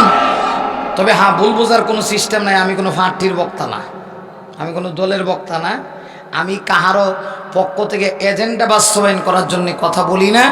একদম সহি পিওর খাঁটি বিশুদ্ধ কোরআন হাদিসের কথাগুলি বলি, আল্লাহর জমিনে আল্লাহর হক কথাগুলি বলবো। যতদিন বলবো অত্যন্ত সাহস নিয়ে বুদ্ধিমতার সহিত বিচক্ষণতার সহিত বলবো ইনশাআল্লাহ। আসুন কোন সূরা জানি? সূরাতুন নাজিআত থেকে। এখন ঢুকে গেছে মূল কথায়। আল্লাহ এই তেলাওয়াতকৃত আয়াতগুলিতে দুই শ্রেণীর মানুষের আলোচনা করছেন। কয় শ্রেণীর? দুই শ্রেণীর মানুষ। খেয়াল করেন, কিন্তু এই পৃথিবীতে মানুষ বহু শ্রেণীতে বিভক্ত, বহু দলে বিভক্ত। কিয়ামতের দিন শুধু দুই দল হবে, কোনো দল নাই। কের বিএনপি, কের আওয়ামী লীগ, কের জাতি পার্টি, কের মৌলবী, কের এইডা, কের হ্যান্ডা, কোনো দল নাই, শুধু দুই দল। একদল ডানপন্থী আর একদল বামপন্থী। সুবহানাল্লাহ কইতেন না? একদল ডানপন্থী আর একদল, একদল জান্নাতি আর একদল জাহান্নামী। এটা আল্লাহর কোরআনের কথা, এটি আমার বানাইনা কথা না যে আমি আমার ভোট থেকে কয়ে লইতেছি। তো আপনারা এখন কোন দলে থাকতে চান? কোন তো দি সবাই বলেন না? জান্নাতি। কিয়ামতের দিন আমরা জান্নাতে যাইতে চাই না জাহান্নামে যাইতে চাই? এখন জান্নাতি কারা জাহান্নামী কারা জানবেন কই থেকে? কোরআন থেকে। আল্লাহ এই পরিচয় দিছে আমার তেলাওয়াতকৃত আয়াতগুলিতে। এই দুই শ্রেণীর মানুষের পরিচয় দিস, কারা জান্নাতি কারা জাহান্নামী। যেমন স্বর্ণকারের দোকানে গেলে, বান্যা চিনেননি? বান্যার দোকানে গেলে আপনি স্বর্ণ এটা কিনা, এটা আসলেই স্বর্ণ কিনা না রূপা যাচাই করার জন্য যেমন কষ্টি পাথর দিয়ে যাচাই করতে পারে, সিস্টেম আছে। আল্লাহর কোরআনের কষ্টি পাথর দিয়ে আপনাকে আমাকে একটু অ্যানালাইসিস করতে হবে, গবেষণা করতে হবে যে আমি কোন দলের ভিতরে আছি। খালি তো মুখে কই জান্নাতে যেতে চাই, কিন্তু নামাজ নাই, রোজা নাই, ইবাদত নাই, বন্দেগী নাই, আল্লাহর আইনের কথা শুনতেই পারে না। মদ নিজেও খাইব, আরেকজন খাইলে হে খুশি, আর আরেকজনে বাধা দিল হে নারাজ। এরকম আছে কিনা? নাই। অবশ্য আপনাদের এলাকাত নাই। দূর আপনি গেলেন জহির ভাই কো আছে। আমি আমি আমি আপনাদেরকে নেককার মনে করি। ও সারা দুনিয়া তুই আছে বুঝি, হক বাতিল সব জায়গাতেই আছে। ঠিক কিনা কাম? ভাই আমার, তাহলে আপনাকে আমাকে জানতে হবে, আমি আল্লাহর কোরআন থেকে জানবো আমি কি জান্নাতি নাকি জাহান্নামী। যদি আমি জান্নাতি দলের অন্তর্ভুক্ত হয়ে যাই আমার কপাল ভালো, আর যদি জাহান্নামী হয়ে যাই আমার চাইতে একটা কুকুর আমার চাইতে উৎকৃষ্ট। ঠিক কিনা? আমার চাইতে একটা কুকুরের দাম আছে, কিন্তু আমার দাম নাই। কেন? কুকুর তার হাসরের মাঠে কোনো বিচার নাই, তার কোনো হিসাব নিকাশ নাই, গরু ছাগলের কোনো হিসাব নিকাশ নাই। আল্লাহ কিয়ামতের দিন গরু ছাগলের হিসাব নিকাশ নিত না। একটা সারে যদি আরেকটা সারে গুথা মারে তাহলে এর বিচার কি? হাসরের মাঠে আল্লাহ জীবিত করে কইব তুই হেরে মারছস, তাহলে তোরে হে মারবো, শেষ। কিন্তু মানুষের বিচার হবে, মানুষ আশরাফুল মাখলুকাত। হাসরের মাঠে আল্লাহ মানুষের আমলনামা আল্লাহ ওজন দিব। এটা আমার কথা না, উলামায়ে কেরাম আছে। কোরআন শরীফের সূরাতুল আম্বিয়া আয়াত কইতাম নে, আল্লাহু আকবার কইবেন না বাইরে কইবেন? মাশাআল্লাহ আগে না, যখন খালি তেলাওয়াত করব তখন কইবেন। একবারে মিডল স্টাম্পে ফিট করন লাগবে। আয়াত যখন তেলাওয়াত করব তখন আল্লাহু আকবার জোরে জোরে ইমানি স্পিডে কইবেন, পারবেন ইনশাআল্লাহ। আল্লাহ হাসরের ময়দানে মানুষের আমলনামা ওজন দিব। যেটা ওজন দিব এটার নাম কি? মিজান, যেটাকে দাড়িপাল্লা বলা হয়। সুবহানাল্লাহ কইতেন না? না, এটা আমার কথা না তো, আল্লাহ কোরআন শরীফে বলতেছেন وَنَضَعُ الْمَوَازِينَ الْقِسْطَ لِيَوْمِ الْقِيَامَةِ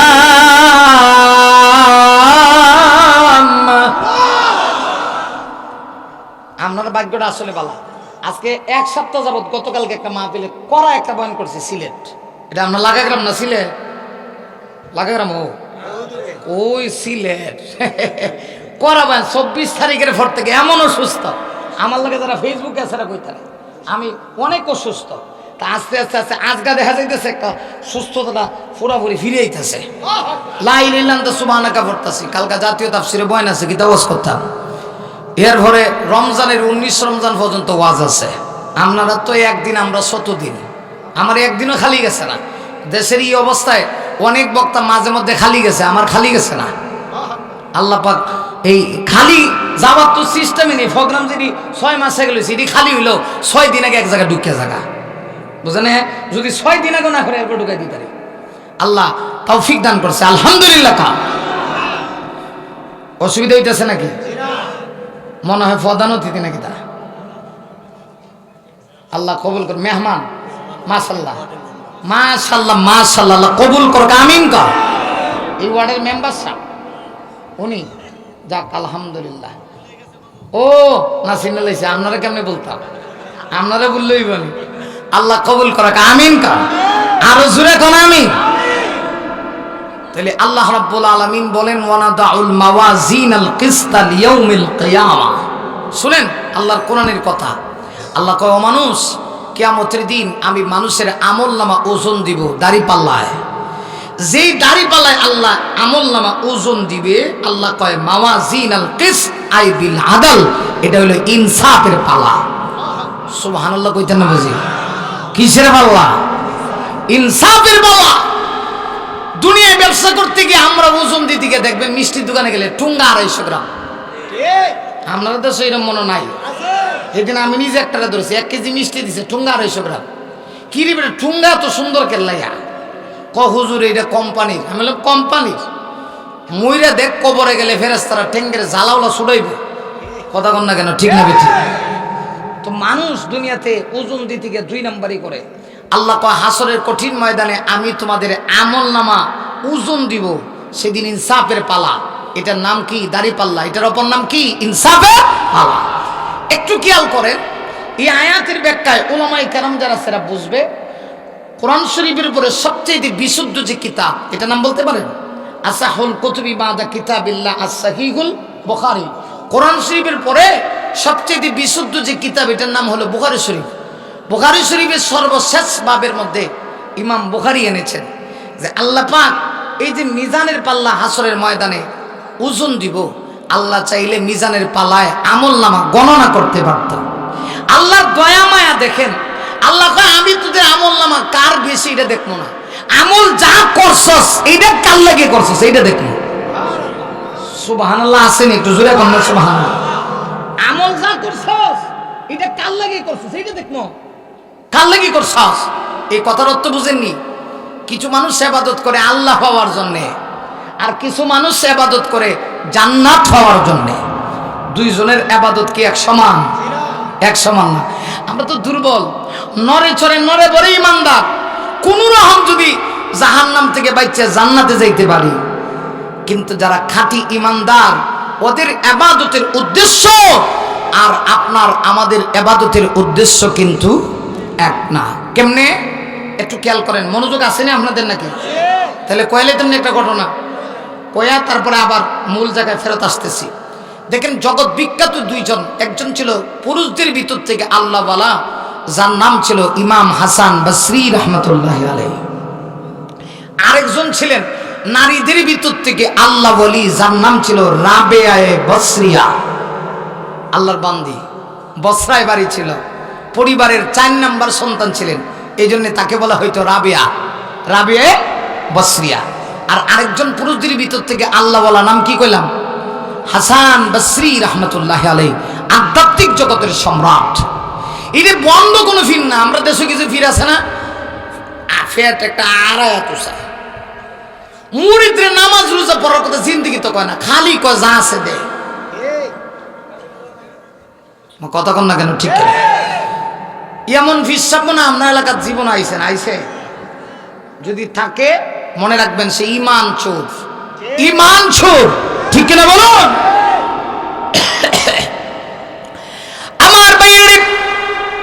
জগৎ বিখ্যাত আল্লাহর দুইজন বান্দা, আল্লাহর ওলি একজন পুরুষদের ভিতর থেকে আল্লাহর পেয়ারা বান্দা হাসান বসরি, আরেকজন নারীদের ভিতর থেকে রাবিয়া বসরিয়া। রাবিয়া বসরিয়ার উস্তাদ ছিলেন হাসান বসরি। সেই রাবিয়া বসরিয়া একদিন তার উস্তাদকে জিজ্ঞাসা করেছিলেন, উস্তাদ সাহেব, আমি আপনার কাছে জানতে চাই। কি জানতে চাও? আমি জানতে চাই গো, আপনি যে ইবাদত করেন, এই ইবাদতের উদ্দেশ্য কি? আপনি জান্নাত জাহান্নাম এই দুইটা তো অবশ্যই আপনি জানেন। কয়ে জানি। কেন ইবাদত করেন? তিনি ডেকে বলেন, আমি জান্নাতে যেতে চাই, আল্লাহকে খুশি কইরা আমি ইবাদত করি, আমি যেন জান্নাতে যাই, আর জাহান্নাম থেকে যেন আল্লাহ আমাকে ফানাহ দেয়, আল্লাহ মুক্তি দেয়। এমনিতেই রাবিয়া বসরিয়া তার চাকরি হতে পারে মহিলা। ও মা বোনেরা, দিলের কানটা লাগায়া তোমরা কথাগুলি শোনো, কারণ হুজুররা কিন্তু নারীদের ব্যাপারে বেশি কথা বলে না।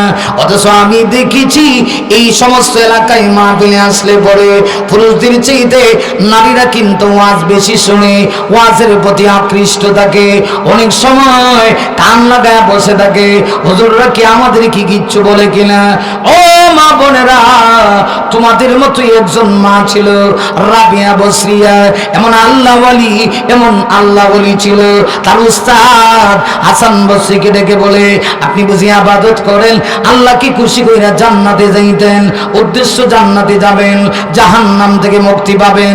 এবার তার ছাত্রী ডেকে বলে, হাসান বসরিকে রাবিয়া বসরিয়া ডেকে বলে, ও উস্তাদ, মনে করেন জান্নাতও নাই জাহান্নামও নাই, এখন কেল্লেগা আপনি ইবাদত করবেন? আশ্চর্য হয়ে গেছেন হাসান বসরি তারই কথা শুনে। রাবিয়া কি কয়? রাবিয়ার কথা না হিকমত কি, মর্মার্থ কি? অর্থাৎ রাবিয়া বোঝাইতেছে, উস্তাদ আপনি ইবাদত করে জাহান্নাম থেকে মুক্তি চান, জান্নাত পেতে চান, কিন্তু আমি যে ইবাদত করি, আমি জান্নাত জাহান্নামের জন্য আমি ইবাদত করি না। আমি ইবাদত করি আমার আল্লাহ পাওয়ার জন্য। আমি যদি আল্লাহ পেয়ে যাই, আল্লাহ যদি আমাকে জাহান্নামে দেয়, আমার কোনো দুঃখ নাই, আমার কোনো আফসোস নাই। এজন্যই তো আল্লাহর বান্দি রাবিয়া বসরিয়া হাত বাড়ায় দিয়া আল্লাহর কাছে রোনাজারি করত, নামাজ পড়ে হাত বাড়ায় দোয়া করতেন, জান্নাত और जहन्नम से या रब किया करो, जन्नत और जहन्नम से या रब किया करो, आरज़ू है कि मैं तुझे देखा करो। রাবিয়া বসরিয়া নামাজ পড়া গভীর রজনীতে হাত বাড়া দিয়া আল্লাহর বান্দি রাবিয়া বসরিয়া বলতো, আল্লাহ আমি জান্নাত চাই না গো, আমি জাহান্নাম চাই না। তোমার যদি ইচ্ছা হয়, মনে চাইলে আমাকে জাহান্নামে দিও, মনটায় যদি ধরে আমাকে জান্নাতে দিও। এই ব্যাপারে আমার কোনো চাওয়া পাওয়া নাই, তবে আমি তোমাকে পেতে চাই। আল্লাহ আমি যদি তোমাকে পাই, আমাকে জাহান্নামে দিলেও আমার কোনো দুঃখ নাই। আর আমি যদি তোমাকে না পাই, তোমার ভালোবাসা না পাই, তোমার দিদার যদি না পাই, আমি জান্নাতে গিয়েও শান্তি পাবো না। তাহলে চিন্তা করে দেখেন, এই পৃথিবীতে এমন কিছু আল্লাহ ওয়ালি ছিল যারা আল্লাহ পাওয়ার জন্য ইবাদত করত, জান্নাত পাওয়ার জন্য না। ওদের ঈমান আর আমাদের ঈমানে আকাশ বাতাল ব্যবধান।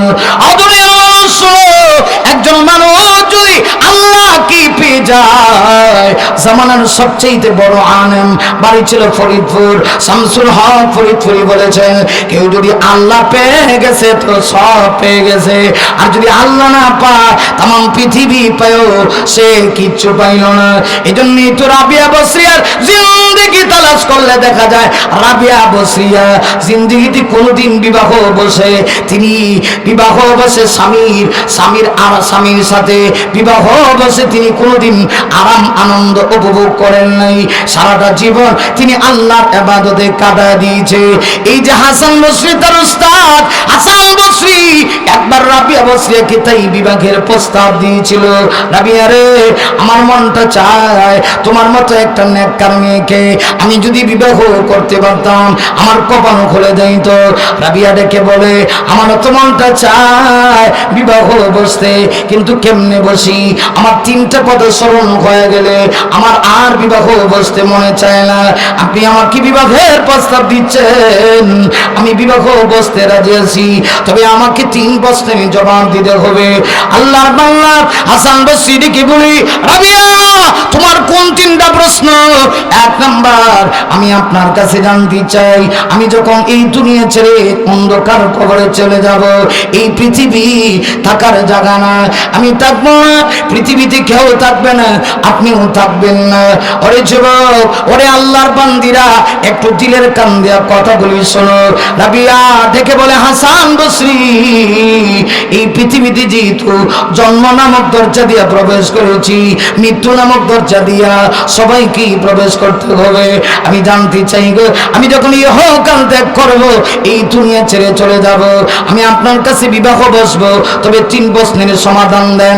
1 নাম্বার, আমি জানতে চাই দুনিয়া থেকে যাওয়ার সময় আমি ঈমান নিয়ে যেতে পারবো কিনা?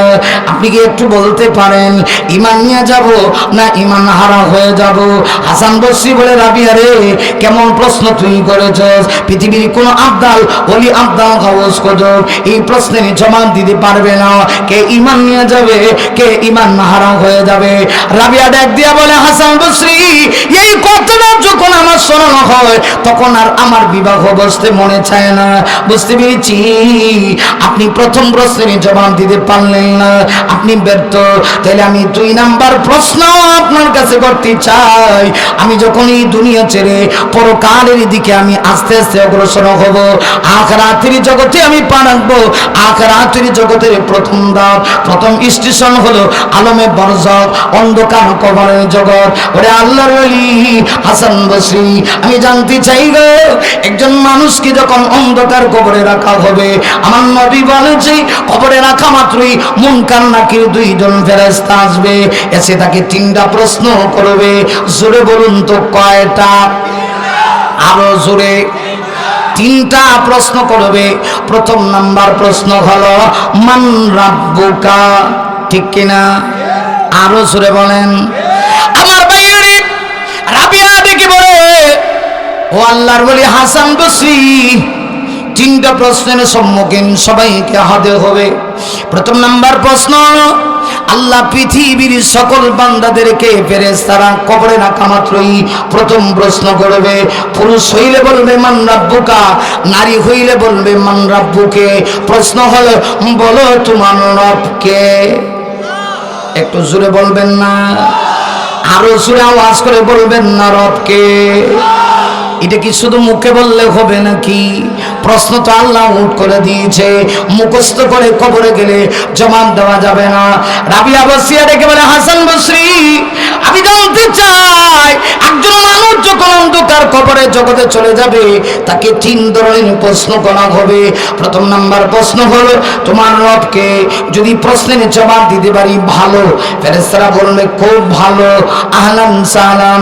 2 নাম্বার প্রশ্ন হলো ওমা দিনুকা। পৃথিবীর প্রত্যেকটা নারী পুরুষকে কবরে জিজ্ঞেস করা হবে তোমার দিন কি, তোমার মাযহাব কি, তোমার ধর্ম কি। আমি শুধু ধর্ম রেখেছি এখন মুখে, অন্তরে ধর্ম নাই, অন্তরে শরীয়ত নাই, অন্তরে ইসলাম নাই, কেমনে জবাব দিবেন? অথবা 3 নম্বরে ওমান হাদার রাজুল আল্লাযী বুইসা ফীকুম। আল্লাহর রাসূল বলেছে 3য় প্রশ্ন করা হবে, মুনকার নাকির ফেরেশতারা বলবে ওই যে একজন ব্যক্তি দেখা যায় আমার নবীজির চেহারা তার সামনে তুলে ধরা হবে আর বলা হবে এই লোকটাকে কি চিনো নাকি? যদি সত্যি সত্যি লোকটা ঈমানদার হয়, দুনিয়াতে যদি নবীর আদর্শ গ্রহণ করে থাকে, আমার নবীকে দেখি বলবে হাদা মুহাম্মাদুর রাসূলুল্লাহ, উনি আর কেউ না, উনি আমার নেতা, স্বয়নে স্বপনে যাকে আমি নেতা মেনেছিলাম সে প্রশ্নের জবাবটা দিয়ে দিবে। রাবিয়া ডেকে বলে হাসান বসরি রে, আমি আপনার কাছে জানতে চাই কবরে যাওয়ার পরে এই তিনটা প্রশ্নের জবাব আমি কি দিতে পারবো কিনা? যদি দিতে পারি আমার কবর হবে জান্নাতের টুকরা, আর যদি দিতে না পারি আমার কবর হবে জাহান্নামের গর্ত। অতএব আপনি একটু বলুন না আমি সেই প্রশ্নের জবাব দিতে পারবো কিনা? হাসান বসরি কয় রাবিয়া রে, আমি তোর লগে জিন্দেগিতে কোনোদিন এমন প্রশ্নের জবাব দেওয়া সম্ভব না, কারণ পৃথিবীর কেউ জানে না কবরে গেলে প্রশ্নের জবাব দিতে পারবে কিনা, ঠিক কিনা? রাবিয়া তখন দেখে বলে হাসান বসরি, তাহলে তৃতীয় আরেকটা প্রশ্ন আমি আপনার কাছে জানতে চাই, কিয়ামতের কঠিন ময়দানে আল্লাহ সকল মানুষকে সেই দিন উঠাবে কিনা? কথা বলেন না কেন, উঠাবে কিনা? এটা কি আমার কথা নাকি? না না না, আল্লাহ কোরআন শরীফে সূরাতুল ওয়াকিয়া বলেছেন লামাজমুউনা ইলা মিকাতি ইয়াউমিন মালুম। আমার ভাইরে, আল্লাহ বলেছেন কিয়ামতের দিন নির্দিষ্ট একটা সময়ে আল্লাহ পৃথিবীর সকল মানুষকে হাসরের মাঠে আবার আল্লাহ উঠাবে। ও মানুষ, তুমি কি মনে করেছো এই দুনিয়াতে আইসা মনে হয় চিরদিন থাকবা? একটু কি যুবক চিন্তা করস না, তোর পূর্বপুরুষ এই দুনিয়াতে নাই, তোর দাদা নাই, তোর পরদাদা নাই, এদের পাওয়ার কম ছিল না।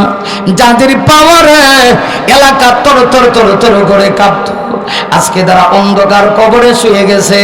আজকে তাদের কাছে কেউ যায় না, ওদের কবরের উপরে বকরি যায়, কুকুর যায়, বিড়াল যায়, গরু যায়, মহিষ যায়, কিন্তু মানুষ যায় না রে। অথচ এই মানুষগুলি কিন্তু কম দামি ছিল না। একদিন এই পৃথিবীতে কেউ থাকবো না, সকলকে হাসরের মাঠে আল্লাহর সামনে দাঁড়াতে হবে। শুধু দাঁড়াতে হবে তা না, হাদিসে আসছে সকল মানুষ উলঙ্গ হইয়া হযরত ইসরাফিল যখন সিংহায় ফুৎকার বাজায় দিবে, সকল মানুষ উলঙ্গ হয়ে হাসরের ময়দানে উঠবে। ওই দিনের অবস্থাটা কেমন হবে? আল্লাহর নবী বিশ্বনবী এই কথা যখন বলেছিলেন, আম্মা জান্নাত আয়েশা বলেছিল ইয়া রাসূলুল্লাহ, এই যদি হয় অবস্থা আপনার স্ত্রীর অবস্থা কেমন হবে? রাসূল বলেছিলেন, হ্যাঁ আয়েশা, সেই দিন তোমাকে উলঙ্গ করে কবর থেকে ওঠানো হবে। ইয়া রাসূলুল্লাহ, ওই দিনকে আপনার সম্মানে ধরবে না, আপনার প্রেস্টিজে আঘাত করবে না। নবী তখন থেকে বলে, আয়েশা, ওই দিন তো এত ভয়াবহ হবে, কেউ কাহার দিকে তাকাবে না, মা তার সন্তানের দিকে তাকাবে না, সন্তান তার মায়ের দিকে তাকাবে না, স্বামী তার স্ত্রীর দিকে তাকাবে না। তবে আয়েশা শোনো, ওই দিন আল্লাহ আমি বিশ্ব নবীকে পার্সোনালি একটা সম্মান দিয়া জান্নাতি দুই কানা রেশমি কাপড় পরায়া ওই দিন আল্লাহ ফেরেশতার মাধ্যমে আমি নবীকে আল্লাহ উঠাবে। এছাড়া সকল মানুষ আসরের কঠিন ময়দানে যেইভাবে দুনিয়াতে আসছিলাম ল্যাংটা উঠবো, ল্যাংটা। তাহলে কিছু বন্ড ফিরেরা কথা, এই জন্য আমরাও থাকি ল্যাংটা, আসেনি কিছু? তাহলে সকল মানুষ ওইভাবে হাসরের মাঠে উঠবে। রাসূল বলেন, হাদিস এসেছে, ওই দিন কবর থেকে শুধুমাত্র আমি বিশ্ব নবীকে জান্নাতি দুইটা রেশমি কাপড় দিয়া পার্সোনালি সম্মান দিয়া আল্লাহ পাক আমাকে কবর থেকে উঠাবে। আর সকল মানুষকে সেই দিন উলঙ্গ অবস্থায় ময়দানে মাহাশরে আল্লাহর সামনে কিয়ামতের দিন আল্লাহর আদালতে দাঁড়াতে হবে। তাই ওই রাবিয়া বসে বলছিল, হাসান বসরি, আপনি যে আমার বিয়ে করতে চান, আমি আপনার কাছে জানতে চাই ওই দিন যে সকল মানুষ উঠবে, আপনি উঠবেন, আমি উঠবো, পৃথিবীর সকল মানুষ উঠবে। ওই দিন উঠার পরে আল্লাহ পাক একদল মানুষকে আমলনামা ডান হাতে দিবে। সুবহানাল্লাহ নাই?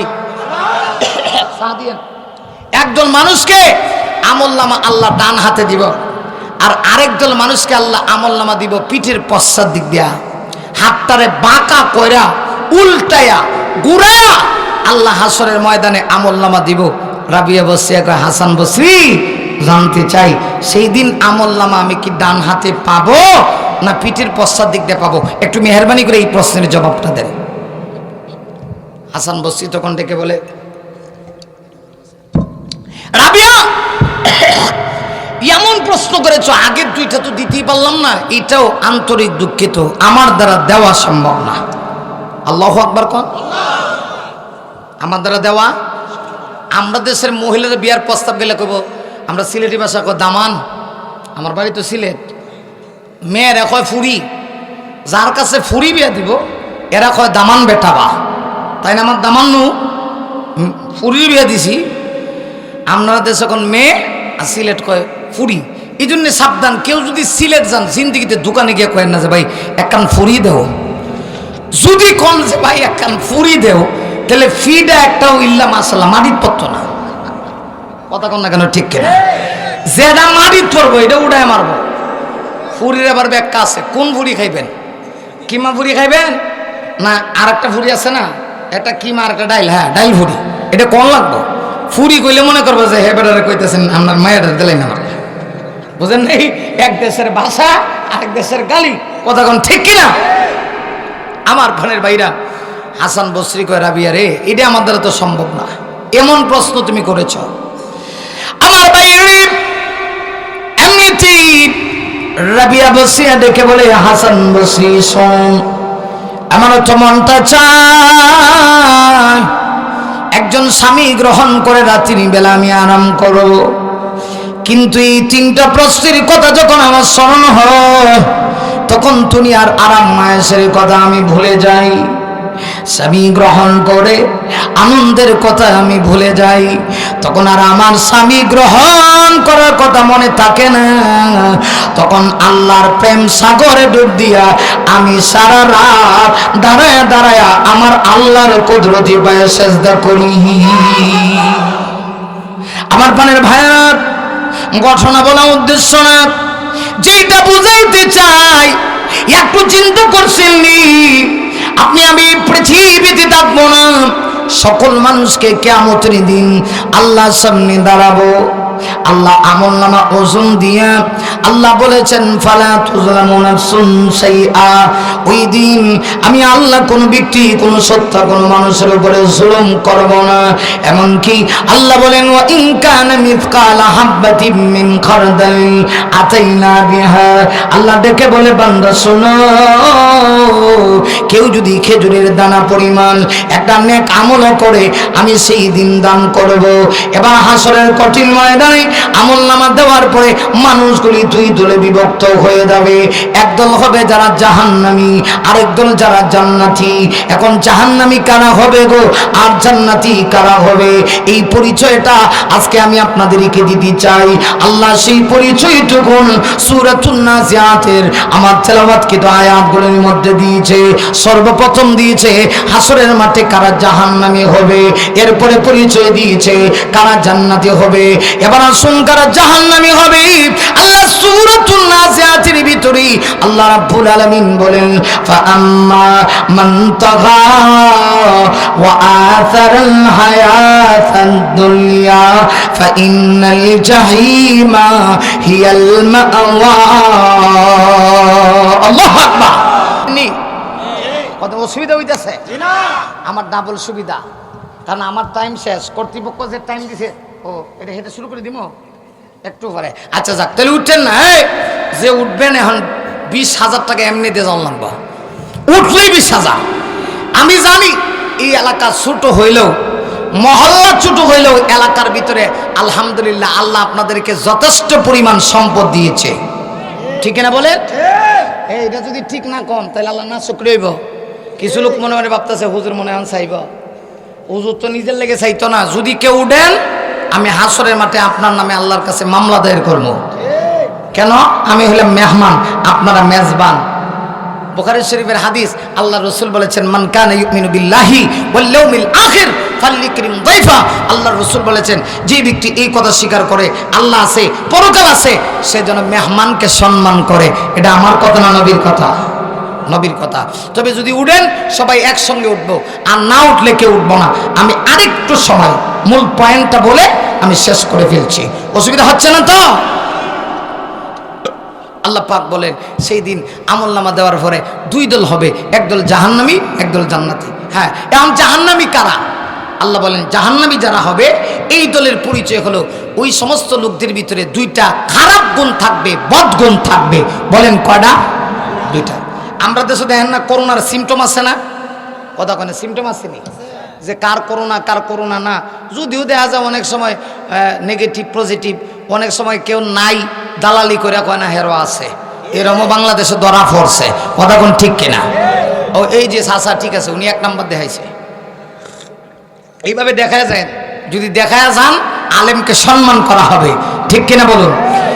এটা আমাকে সম্মান করতেছেন না, আল্লাহর কোরআনকে সম্মান করছেন, আল্লাহর কোরআনকে সম্মান করতেছেন। আমার মনের ভাইরা, তো করোনা কান আছে না? আছে, একটা সিমটম আছে। তবে দুঃখজনক হলে সত্য, করোনা এখন খুব দিনদার হইছে। এটি আবার সব জায়গায় যায় না, খালি ওয়াজ মাহফিলে যা। জহির ভাই এরম না, ও খালি দি ওয়াজ মাহফিলে যা, বাজারে এটি পাওয়া যায় না, বাণিজ্য মেলা পাওয়া যায় না, ওয়াজ মাহফিলে পাওয়া যায়। এটার সমস্যাটা কি? আল্লাহ তাআলা, আল্লাহ পাক আমাদেরকে হেফাজত করুক। আরো জোরে বলুন আমিন। আমরা তো বলতে পারি কোরআনের মাহফিলগুলিতে কখনোই আল্লাহর গজব আসতে পারে না, আমরা বিশ্বাস করি কোরআনের মাহফিলে আল্লাহর গজব আসবে না। আচ্ছা বলেন, একজন লোকের সঙ্গে আপনার যত দুশ্মনী থাক, তার বাড়িতে যদি আপনি জানগা, সে কইব না সে তো আমার বাড়িতে চলে আসছে। আমরা তো নিঃসন্দেহে আল্লাহর গোলাম, হয়তো বা আল্লাহর নাফরমানি করি, যে কারণে মাঝে মধ্যে আল্লাহ আমাদেরকে করোনা দেয়। এরপরে অমিক্রন, ঠিক কিনা? কি নাম? অমিক্রন। আরো যে কত কি শুনবেন, এগুলি আমাদের পাপের ফসল। কথা কোন ঠিক কিনা? পাপের ফসল। বুঝতে হবে এটা আল্লাহর গজব। আমরা আল্লাহর গজবের সাথে মোকাবেলা করতে চাই। অনেক সময় কয় করোনা আমাদের কাছে হেরে গেছে, করোনা বুঝি হারিয়ে গেছে গা। ফেরাউন নমরুদের নাম শুনছেন নি? আল্লাহ নমরুদের একটা ল্যাংরা মশা ঢুকায়া সাইজ করছে, ল্যাংরা মশা ঢুকায়া সাইজ করছে। মিয়া করোনা এটা আল্লাহর গজব, গজবের সঙ্গে মোকাবেলা করার সাহস এই পৃথিবীর কারও নাই, কেউ পারবে না আল্লাহ যদি না বাঁচায়। তবে হ্যাঁ, আমাদের গরিবদের ঘাবড়ানোর কিচ্ছু নেই। জরিপ করে দেখা গেছে যে গরিবেরা 1%-ও করোনায় আক্রান্ত হয় নাই। কারা হইছে? যারা গ্লাসের ভিতরে বইসা দেয়, ঘুষ খায়া আড়ায়া তুষা করছে পেটে, হেরার ওই করোনা কবাইসা। কথা কন না কেন, ঠিক কিনা? করোনা হেরারে থামা দিয়ে ধরছে। যাইও তোমার সাথে একটু সাক্ষাৎ করতে চাই। এই জন্য করোনা আসছে আল্লাহ বিমুখ হওয়ার জন্য নয়, আল্লাহর সাথে সম্পর্ক লাগানোর জন্য। আসুন, যে কথা বলছিলাম, শেষ কথা শেষ, আপনার লেখালেখি করেন না, আমার কথা শেষ। জি, যেই কথা বলছিলাম, আল্লাহ রাব্বুল আলামিন বলেন সেই কিয়ামতের দিন জাহান্নামী দলের পরিচয় হলো ওদের ভিতরে কয়টা বদগুণ থাকবো? 2টা। 1 নাম্বারটা কি? আল্লাহ বলেন ফাআম্মা মান তাগা। খুব খেয়াল করবেন, এই পৃথিবীতে যেই দলের যেই ব্যক্তি, যেই লোক সীমা লঙ্ঘনকারী হবে, সীমা লঙ্ঘনকারী হইব। সীমা লঙ্ঘনকারী মানে কি বলুন? তুই আকাশের মালিক কে? জমিনের মালিক আমরা সবাই। আল্লাহর আকাশের নিচে জমিনের উপরে আস, আল্লাহর এরিয়ার বাহিরে যাওয়ার কোনো সুযোগ নাই। আপনি আমি যেই দেশে বাস করতেছি, এই দেশের নাম কি? বাংলাদেশ। বাংলাদেশের রাষ্ট্রীয় একটা আইন আছে না? আইন যদি কেউ অমান্য করে তাহলে সে সীমা লঙ্ঘন করলো। যদি আইন অমান্য করে রাষ্ট্রীয় আইন, তাহলে রাষ্ট্রের সাথে গাদ্দারি করছে, সীমা লঙ্ঘন করছে, রাষ্ট্র তাকে একটা শাস্তি দিবে। এটা হলো রাষ্ট্রের আইন। আল্লাহ কয় আমি জাহান্নামে তো করে দিতে চাই না, কাদেরকে দিমু? যারা আমার আকাশের নিচে জমিনের উপরে তাইকা যারা আমার আইন অমান্য করেছে, আমাকে যারা মানে নাই, এরা যাবে কই? 2 কারণে জাহান্নামে যাইব। প্রথম নাম্বার কারণ হলো মান তাগা, তগা এসেছে তাগুত থেকে, যারা সীমা লঙ্ঘনকারী হবে, যারা আল্লাহর আইন মানবে না, আল্লাহর হুকুম মানবে না, আল্লাহকেই মানবে না। আমাদের সমাজে এরকম কিছু লোক আছে, আল্লাহর আকাশের নিচে জমিনের উপরে থাকেও আল্লাহ বলতে কিছু নেই এটা কয়। আপনারা কি বলেন? আল্লাহ আসেননি? আল্লাহ কয়জন? আরো জোরে মুখটা খুললে বলেন, আল্লাহ কয়জন? একজন। কথা কোন, আল্লাহ কয়জন? আল্লাহ কি সবসময় থাকবেন নি? সবসময় থাকবেন, ঠিক কিনা? আল্লাহর ক্ষমতা কি কখনো দুর্বল হবে? 2050 সালে মন আল্লাহ ছেড়ে দিব? না, ছাড়বে না। আল্লাহ ছিলেন, আল্লাহ আছেন, আল্লাহ থাকবেন। আল্লাহ এক, লাম ইয়ালিদ ওয়া লাম ইউলাদ ওয়া লাম ইয়াকুল লাহু কুফুয়ান আহাদ। আল্লাহর সাথে কোনো সমকক্ষ নাই, আল্লাহর সমতুল্য কেউ নেই। আল্লাহ কাহার কাছ থেকে জন্ম নেননি, আল্লাহ কাউকে জন্ম দেননি। আল্লাহ হইলেন এই ইহজগৎ পরজগতের একচ্ছত্র ক্ষমতার অধিকারী। কথা কোন, ঠিক কিনা? এখন প্রশ্ন হলো, আপনি কি আল্লাহরে দেখছেন? না দেখে বিশ্বাস করেন। এজন্যই তো আপনি মুমিন, আপনি ইমানদার, আপনার দাম বাড়ছে। এই মিয়া আল্লাহরে কেমনে দেখবেন? আপনি তো আপনার কপালটাই দেখতারেন না। আচ্ছা, আমার কথাটা মনে হয় আপনারা বুঝছেন না। বুঝছেন আমার কথাটা? এই 3.5 হাত বডির ভিতরে মোটামুটি সামনে যা আছে সব দেখা যায়, ফিসের ফিট দেখা যায় না। আবার আপনার চোখের উপরে দিছে মাথা, কপাল। এই কপালটাই তো আপনি দেখতারেন না। আল্লাহকে তুই কপালেই দেখতারস না। এই দুনিয়াতে দুনিয়ার চর্ম চোখ দ্বারা তুই আমাকে দেখতে পারবি না। না দেখে যদি বিশ্বাস করস, আমি তোর সঙ্গে জান্নাতে গেলে পরে আমি তোর সঙ্গে সাক্ষাৎ দিব। কিন্তু আমরা যে আল্লাহরে বিশ্বাস করি, আল্লাহকে না দেখলেও আল্লাহর সৃষ্টি জগতের দিকে তাকাইলে আল্লাহরে চেনা যায়নি? যায়। কেমনে? এবার আপনাদেরকে একটু প্রশ্ন করব, খুব বুঝে শুনে জবাব দিবেন। বলুন তো দেখি, আসমানগুলি কে বানাইছেন? কয়টা আসমান? ওই যে এক দলে একটা, এক দলে 7টা, ওই শ্রেণী। এক দলে একটা, এক দলে 7টা। আসমান কয়টা? 7 আসমান। এটা কি আমার বানাই না কথা নাকি? আল্লাহ কোরআনে বলেন, আল্লাযী খালাকা সাবআ সামাওয়াতি তিবাকা।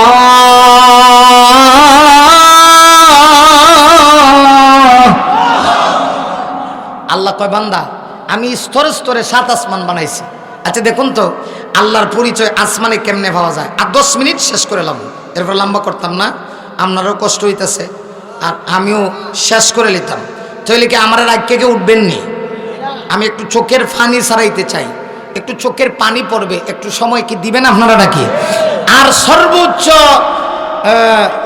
না না 1 ঘন্টা না, ওদের কিছু আবদারও আছে। দাঁড়ান, ওদের কিছু আবদারও আছে, খেয়াল করতে হবে। এটা মসজিদ ভিত্তিক মাহফিল, এটা সামাজিক কোনো সংগঠন না।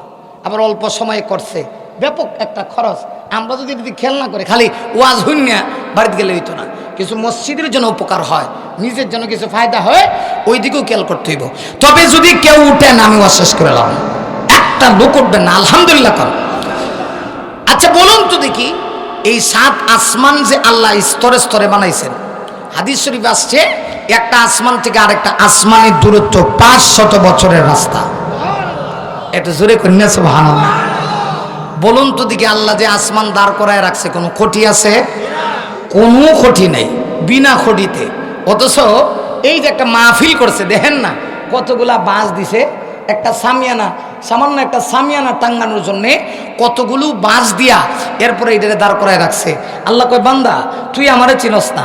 এই যে আসমান বানাইছি, 7টা আসমান তৈরি করছি, প্রতিটা আসমান 500 বছরের দূরত্ব, 7 আসমান দাঁড় করায় রাখছি। একটা আসমান দাঁড় করাইতে গিয়েও আমি আল্লাহর একটা খুঁটি লাগলো না।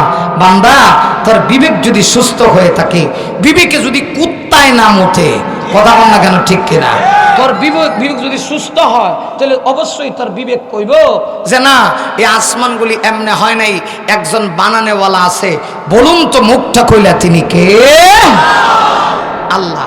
আসুন তাহলে আসমানের দিকে তাকাইলে আল্লাহর পরিচয় পাওয়া যায়, জমিনের দিকে তাকাইলে আল্লাহর পরিচয় পাওয়া যায়।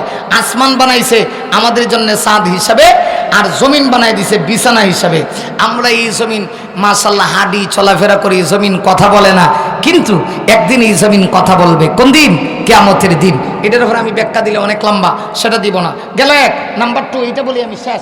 নাম্বার 2, 2 নাম্বার হচ্ছে শুধু আসমানের দিকে তাকাইলে, আল্লাহ সৃষ্টি জগতের দিকে তাকাইলে আল্লাহর পরিচয় পাওয়া যায় তা না, বরং আপনি আমি যদি মানব দেহের প্রত্যেকেই মাথা থেকে নিয়ে পা পর্যন্ত তাকাই, শরীরের প্রত্যেকটা অঙ্গে অঙ্গে আমার রবের পরিচয় আছে কিনা নাই? কেমনে আছে? ফর এক্সাম্পল, এটার উপরে 5 মিনিট, 2 নম্বর ব্যাখ্যাটা 10 মিনিট, কথা শেষ। এরপরে আমি আপনাদের কাছে আবদারে চলে যাব। আমার পানের ভাইরা, দেখুন তো এত সুন্দর করে আল্লাহ পাক রব্বুল আলামিন একটা চেহারা দিলেন, সুন্দর গ্লাসি দিলেন, এটা আল্লাহর দেওয়া নিয়ামত, ঠিক কিনা? নিয়ামত কিনা? নিয়ামত। এই সুন্দর চেহারার ভিতরে যেখানে যা দেওয়ার আল্লাহ সেখানে তা দিছেন। দেখেন আমার আল্লাহ কত বড় ইঞ্জিনিয়ার, এমন ইঞ্জিনিয়ার, আপনার সুন্দর চেহারার নাক যেখানে দেওয়া দরকার এখানে দিছে। যদি নাকটা এইখানে না দিয়া এইখানে দিত, লাগতো মিস্টার বল্টু, কথা কন না কেন? আল্লাহ কয় আমারা চিনস না, যেখানে নাক দেওয়ার সেখানে নাক দিছে। আবার নাক দিছি একটা, ছিদ্র দিছি 2টা। সুবহানাল্লাহ কইতেন না? বলছি সুবহানাল্লাহ, সুবহানাল্লাহ। নাক কটা? নাক 2টা। ওকে, আমার সাথে বজায় বুঝি উল্টা পাল্লা। হ্যাঁ, নাক কটা? ছিদ্র। অসুবিধা হইতেছে নাকি? তা রাগ টাগ করেন না, রাগ টাগ করেন না, আমি লম্বা ওয়াজ করে লইতেছি। আমার জ্বালা উঠে গেছে গা, এখন না করলে তো শান্তি নাই, কথা কন না ঠিক কিনা? জানি ইমাম সাহেব মনে মনে রাগ করতেছে, বক্তারা টিভাইয়া ওয়াজ করেন জানাই, বেটা খালি ওয়াজ করতেই দেয়, করতে। আমার ড্রাইভারও অনেক সময় হুজুর আপনি যে কেমন বক্তা, 1.5 ঘন্টা পর নামেন না, ওয়াজ করতেই দেন। শুনেন, আসলে আমি চিন্তা করি যে একটা ওয়াজের শুরু এবং শেষ হওয়া দরকার, ঠিক কিনা বলুন? তো খেয়াল করেন, আল্লাহ কয় দেখ তো করে নাক দিছি একটা, ছিদ্র দিছি 2টা। জিন্দিগি থেকে চিন্তা করছিলেন আল্লাহ ছিদ্র কেন 2টা দিছে? আল্লাহ কয় দেখ বান্দা, আমার কি দয়া মায়া, ছিদ্র যদি একটা দিতাম তোর নাকের হ্যাঙ্গস কোন দিক দিয়ে বের করতি? এই জন্য একটারে আঙ্গুল দিয়ে টিপা দিয়া ধরবি, আরেকটা দিয়ে বের করবি। সুবহানাল্লাহ রাখলাম, এটার উপরে অনেক কথা আছে। এরপরে চোখ দিছে কটা? আলাম নাজাল লাহু আইনাইন।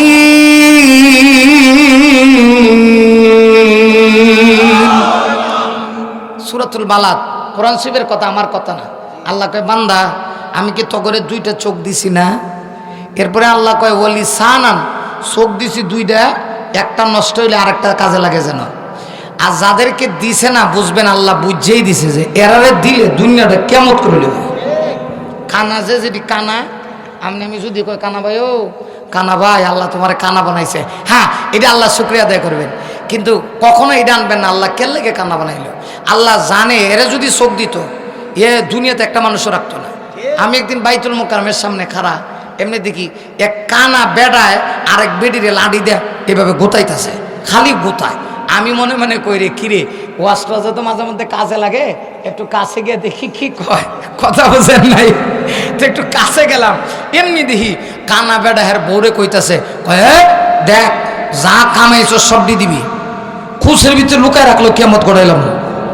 আমি মনে মনে কই আল্লাহ, ও এই বেড়ারা যদি আল্লাহ চোখ দিত, বউ তো জাগাত মারিল না, কথা কন না কেন ঠিক কিনা?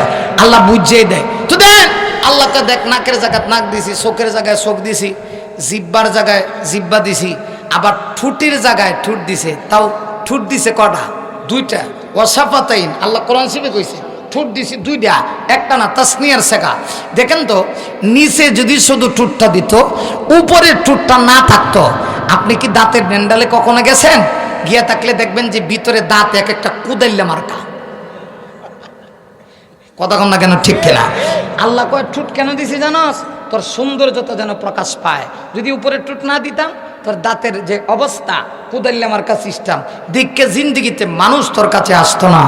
এখন তোরে আমি মানুষ বানাইছি, নাকের জায়গায় নাক, চোখের জায়গায় চোখ, ঠোঁটের জায়গায় ঠোঁট, দাঁতের জায়গায় দাঁত, জিব্বার জায়গায় জিব্বা। এখন তুই মানুষ, চশমা লাগাইলে সুন্দর লাগে, টুপি লাগাইলে সুন্দর লাগে, আরো যদি ফাগরি বান্ধস আরো সুন্দর লাগে, আবা লাগাইলে আরো সুন্দর লাগে, ওয়াচকুট লাগাইলে আরো সুন্দর লাগে। আর কুকুরের একটা চশমা লাগাই দিন তো, ডক হইব? আল্লাহ কয় বান্দা এইগুলির দিকে তাকায় তুই আমারে চিনস না, তাইলে তুই জব্বর নিমক হারাম, ফা ইন্নাল জাহিমা হিয়াল মাওয়া। নিশ্চয়ই তুই যেহেতু আমারে চিনস না, আমার আইন মানস না, তোর ঠিকানা কই? জাহান্নাম। জাহান্নামে যাওয়ার কারণ কটা? 2টা, একটা তগা আর একটা ওয়া আসারাল হায়াতাত দুনিয়া। এটার দুনিয়ার ব্যাখ্যাটা এখন করতাম না, আরেক বছর করব। এখন আসুন এই তকার আরেকটা ব্যাখ্যা আছে, এটা একটা শোনাই। এইটা বলে আমি কইছিলাম 10 মিনিট কইলাম, এটা কয়ে শেষ। এই যুবক ভাই, চোখের পানি ছেড়ে দিবা। যারা আল্লাহর আকাশের নিচে জমিনের উপরে থাকে, যারা আল্লাহ মানে না, যেমন সীমা লঙ্ঘনকারী। 2 নম্বর তকার ব্যাখ্যা হলো যারা বিশ্ব নবীর উম্মত হওয়ার পরে যারা নবীকে সর্বশ্রেষ্ঠ নবী মানে না, এরাও সীমা লঙ্ঘনকারী। আহলুস সুন্নাত ওয়াল জামাতের আকীদা, এটা আকীদাগত বিষয়, খুব খেয়াল করবেন। নবীকে শুধু নবী মানলে হবে না, সর্বশেষ নবী মানতে হবে। শুধু সর্বশেষ নবী মানলে হবে না, সর্বশ্রেষ্ঠ নবী মানতে হবে। কারণ আমার নবী যেমন শেষ নবী, শ্রেষ্ঠ নবী। আমাদের দেশে একদল লোক আছে নবীর উম্মত দাবি করে, কিন্তু নবীর শেষ নবী মানে না। জানেননি এরা কারা? কাদিয়ানীরা কাফের। কারণ এরা আমার নবীকে শেষ নবী মানে না। শুধু নবীকে শেষ নবী মানলে হবে না, সর্বশ্রেষ্ঠ নবী মানতে হবে। শেষ কথাটা বলে ফেলি, যুবক নবীকে মানবে না কেন? ও যুবক, নবী না তোর জন্য পৃথিবীতে সবচেয়ে বড় আপন। আমার নবীর চাইতে আপনার কেউ নাই তো। তোর বাবা তোর আপন না, তোর বন্ধু তোর আপন না, তোর স্ত্রী তোর আপন না। একটা বিপদে পড়ে দেখ, তোরে আরো ফাড়া দিয়ে বিপদে ভালাইব। কথা কন না কেন? অবশ্য আপনাদের এলাকাতে এমন মহিলা নাই। এটা এই রাখেন আছে, পরে বাড়ি যেতে পারবেন নি। আমি যেখানে বই এখন আছে, গলার আওয়াজ যদি শুনে বাড়ি তার দরজা খুলতো না। আমি আপনাদের এলাকার কারোর কথা বলছি না, ভালো মন্দ সব জায়গাতেই আছে, ঠিক কিনা বলেন? এটা আমি আমভাবে বলছি। আপনার স্ত্রী আমার স্ত্রী আমার আপন না, তাহলে এখন তো খুশি হবেন, হুজুর আপনারটা কইছেন খুব খুশি, এখন তো খুশি নাকি? আমার স্ত্রী আমার আপন না। আমি যদি বিপদে পড়ে যাবো, তাহের বুড়ি কের তাহের বুড়ি চিনি না, পরিচয় দিবে না। কথা কন না কেন, ঠিক কিনা? এটি দুনিয়ার বাস্তবতা, চূড়ান্ত বাস্তবতা। কিন্তু রসুল বলেন, উম্মত তোকে আমি দুনিয়াতেও বলিনি, হাসরের মাঠেও বলবো না। শেষ। যুবক দেখ, একটু চোখের পানি ছেড়ে দিতে পারস কিনা? কোন নবীকে তুই ভুলে গেছিস? নবীকে তুই মানুষ না, অথচ ওই নবী সারাটা জীবন উম্মতের জন্য কেঁদেছেন। আম্মা জান আয়েশা বলেন, আমি রসুলকে দেখতাম রাতের বেলা তাহাজ্জুদের নামাজ পড়ে আমার নবীজি চোখের পানি ছেড়ে দিয়ে উম্মতের জন্য কান্না করতেন। নবীজির জীবনে এমন একটা ঘটনা ঘটেছিল, আম্মা জান আয়েশা বলেন, একদিন সিরিয়াল ক্রমে আল্লাহর হাবিবের আমার কাছে আসার পালা। দরজার কাছে কানটা লাগায় বসে রয়েছি, কখন নবীজি আসবেন। আসার পরে দরজাটা খুলে দিছি। যেই মুহূর্তে খুলছি, দেখি নবীর চেহারা বিবর্ণ হয়ে গেছে, ফ্যাকাশে হয়ে গেছে। যেই নবীর চেহারার কাছে আকাশের পূর্ণিমার চাঁদ হার মানায়, ওই নবীর চেহারা বিবর্ণ। আম্মা জান আয়েশা বলে, নবী গো কি হইছে? মদিনাতে কেউ কি মারছে আপনারে? আল্লাহর হাবিব বিশ্ব নবীজি আয়েশাকে ডেকে বলেন, আয়েশা এই মদিনাতে আমাকে কেউ মারে নাই নবী গো, তাহলে কেন কান্না করেন? আবার নবী ডেকে বলে, আয়েশা রে তুমি তো জানো আমি আমার উম্মতকে কেমন ভালোবাসি। ওরে আয়েশা, আজকে আমার উম্মতের ব্যাপারে আল্লাহ একটা বিষয়ে ফয়সালা করেছে, ওইটার উপরে পরিপূর্ণ সন্তুষ্ট হতে পারি নাই, বিদায় আজকে আমি নবীর চেহারা বিবর্ণ হয়ে গেছে। চিন্তা করছেন নবী উম্মতের প্রতি কেমন দরদ? রাসূল বলেন, আয়েশা আজকে উম্মতের একটা বিষয় আল্লাহ ফয়সালা করছে, এটা সন্তুষ্টমূলক ফয়সালা আমার দৃষ্টিতে হয় নাই। অবশ্যই আল্লাহ আমাকে পরীক্ষা ফেলাইছে, আল্লাহ জানে আমি উম্মতকে কেমন ভালোবাসি। আয়েশা আমি এটা ফয়সালা করে নিব, সন্তুষ্টমূলক ফয়সালা। আয়েশা পারবা তুমি এই মুহূর্তে ঘরের দরজাটা লাগাইতে? হযরত আয়েশা যখন এই কথা বলছে, রাসূল যখন এই কথা বলছে, আম্মা জান আয়েশা কই, ইয়া রাসূলুল্লাহ তখন আপনি কি করবেন? আয়েশা দরজাটা শক্ত করে লাগাইবা, আর আমি নবী তখন উম্মতের চূড়ান্ত ফয়সালার জন্য সেজদায় পড়ে পড়ে আমি কান্না শুরু করব। আমার বিশ্বাস আমি যদি সেজদায় লুটে পড়ে আমার আল্লাহর কাছে যাই, উম্মতের ব্যাপারে অবশ্যই আল্লাহ সন্তুষ্টমূলক ফয়সালা করবে। আম্মা জান আয়েশা বলেন, এমনি তাকায় দেখি আমি দরজাটা লাগায় দিলাম, নবীজি মুহূর্তের ভিতরে সেজদায় লুটে পড়ছে। এমন ভাবে সেজদায় পড়ে রাসূল কান্না শুরু করছে। আম্মা জান আয়েশা বলেন, নবীজির কান্নার চোখের পানি আমি তাকায় দেখতেছি জমিনের ভিতরে গড়ায় পড়তেছে। আল্লাহু আকবার বলো। আম্মা জান আয়েশা বলেন, নবী গো, এইভাবে যদি আপনি কান্না করেন, এইভাবে যদি আপনি কান্না করেন, আমি তো নিজেকে কন্ট্রোল করতে পারবো না। এই দিক দিয়ে মদিনাতে একটা কান্নার পড়ে গেছে। মদিনাতে যেন একটা কিয়ামত জারি হয়ে গেছে। হযরত আবু বকর একটা দূর মারছে, নবী বুঝি কান্না করে। আবু বকর এসে দেখে ভিতরের দিক দিয়ে দরজা লাগানো, দাঁড়ায়া সালাম দিয়া কয়, নবী গো, আমি এসেছি আপনার আবু বকর, যে আপনার বিপদের দিনের সঙ্গী। ও নবীজি, আপনি তো জানেন আমি আপনাকে কত ভালোবাসি। বা 6 বছরের মেয়েটা আমি আপনার কাছে বিবাহ দিয়েছি। আমি গো, আমার জান প্রাণ আপনার জন্য আমি কোরবানি করতে প্রস্তুত। নবী, একটু দরজা খুলুন আর বলুন কে আপনাকে কষ্ট দিয়েছে। আল্লাহর কসম, আমি আবু বকর নাম হতে পারি, কিন্তু কেউ যদি আপনাকে কষ্ট দেয়, আমি আবু বকর বদলা না নিয়ে যাব না। আবু বকর চলে গেল ব্যর্থ হইয়া। আবু বকর যখন চলে গেছে, উমর আসছে।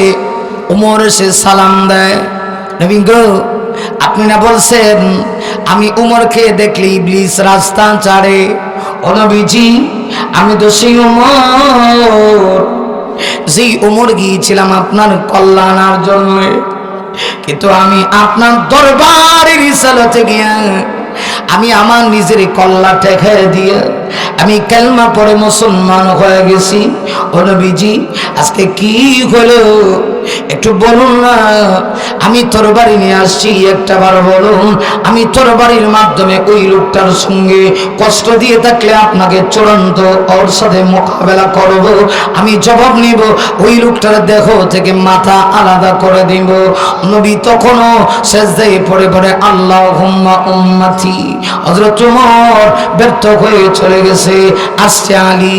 আলী এসে ডেকে বলে, নবী গো, আমি আলী এসেছি, আপনার জামাতা, আপনি না আপনার কলিজার টুকরা মেয়েকে আমার কাছে বিবাহ দিয়েছেন। ও নবী, আর কান্দেন না। ফাতেমা গড়ির ভিতরে গলা কাটা মুরগির মতো ছটফট করতেছে। হাসান আর হুসাইন আপনার কান্নার খবর শুনে খানা পিনা বন্ধ করে দিয়েছে। একটু খুলুন না, দরজাটা একটু খুলুন, কি হয়েছে একটাবার বলুন। আমার নবী তখনও সেজদা থেকে মাথা উঠায় না। মদিনার মানুষগুলি কান্নায় ভেঙে পড়ছে। ছোট্ট ছোট্ট নাবালক সন্তানগুলি নবীর কারণে কান্না শুরু করে দিয়েছে।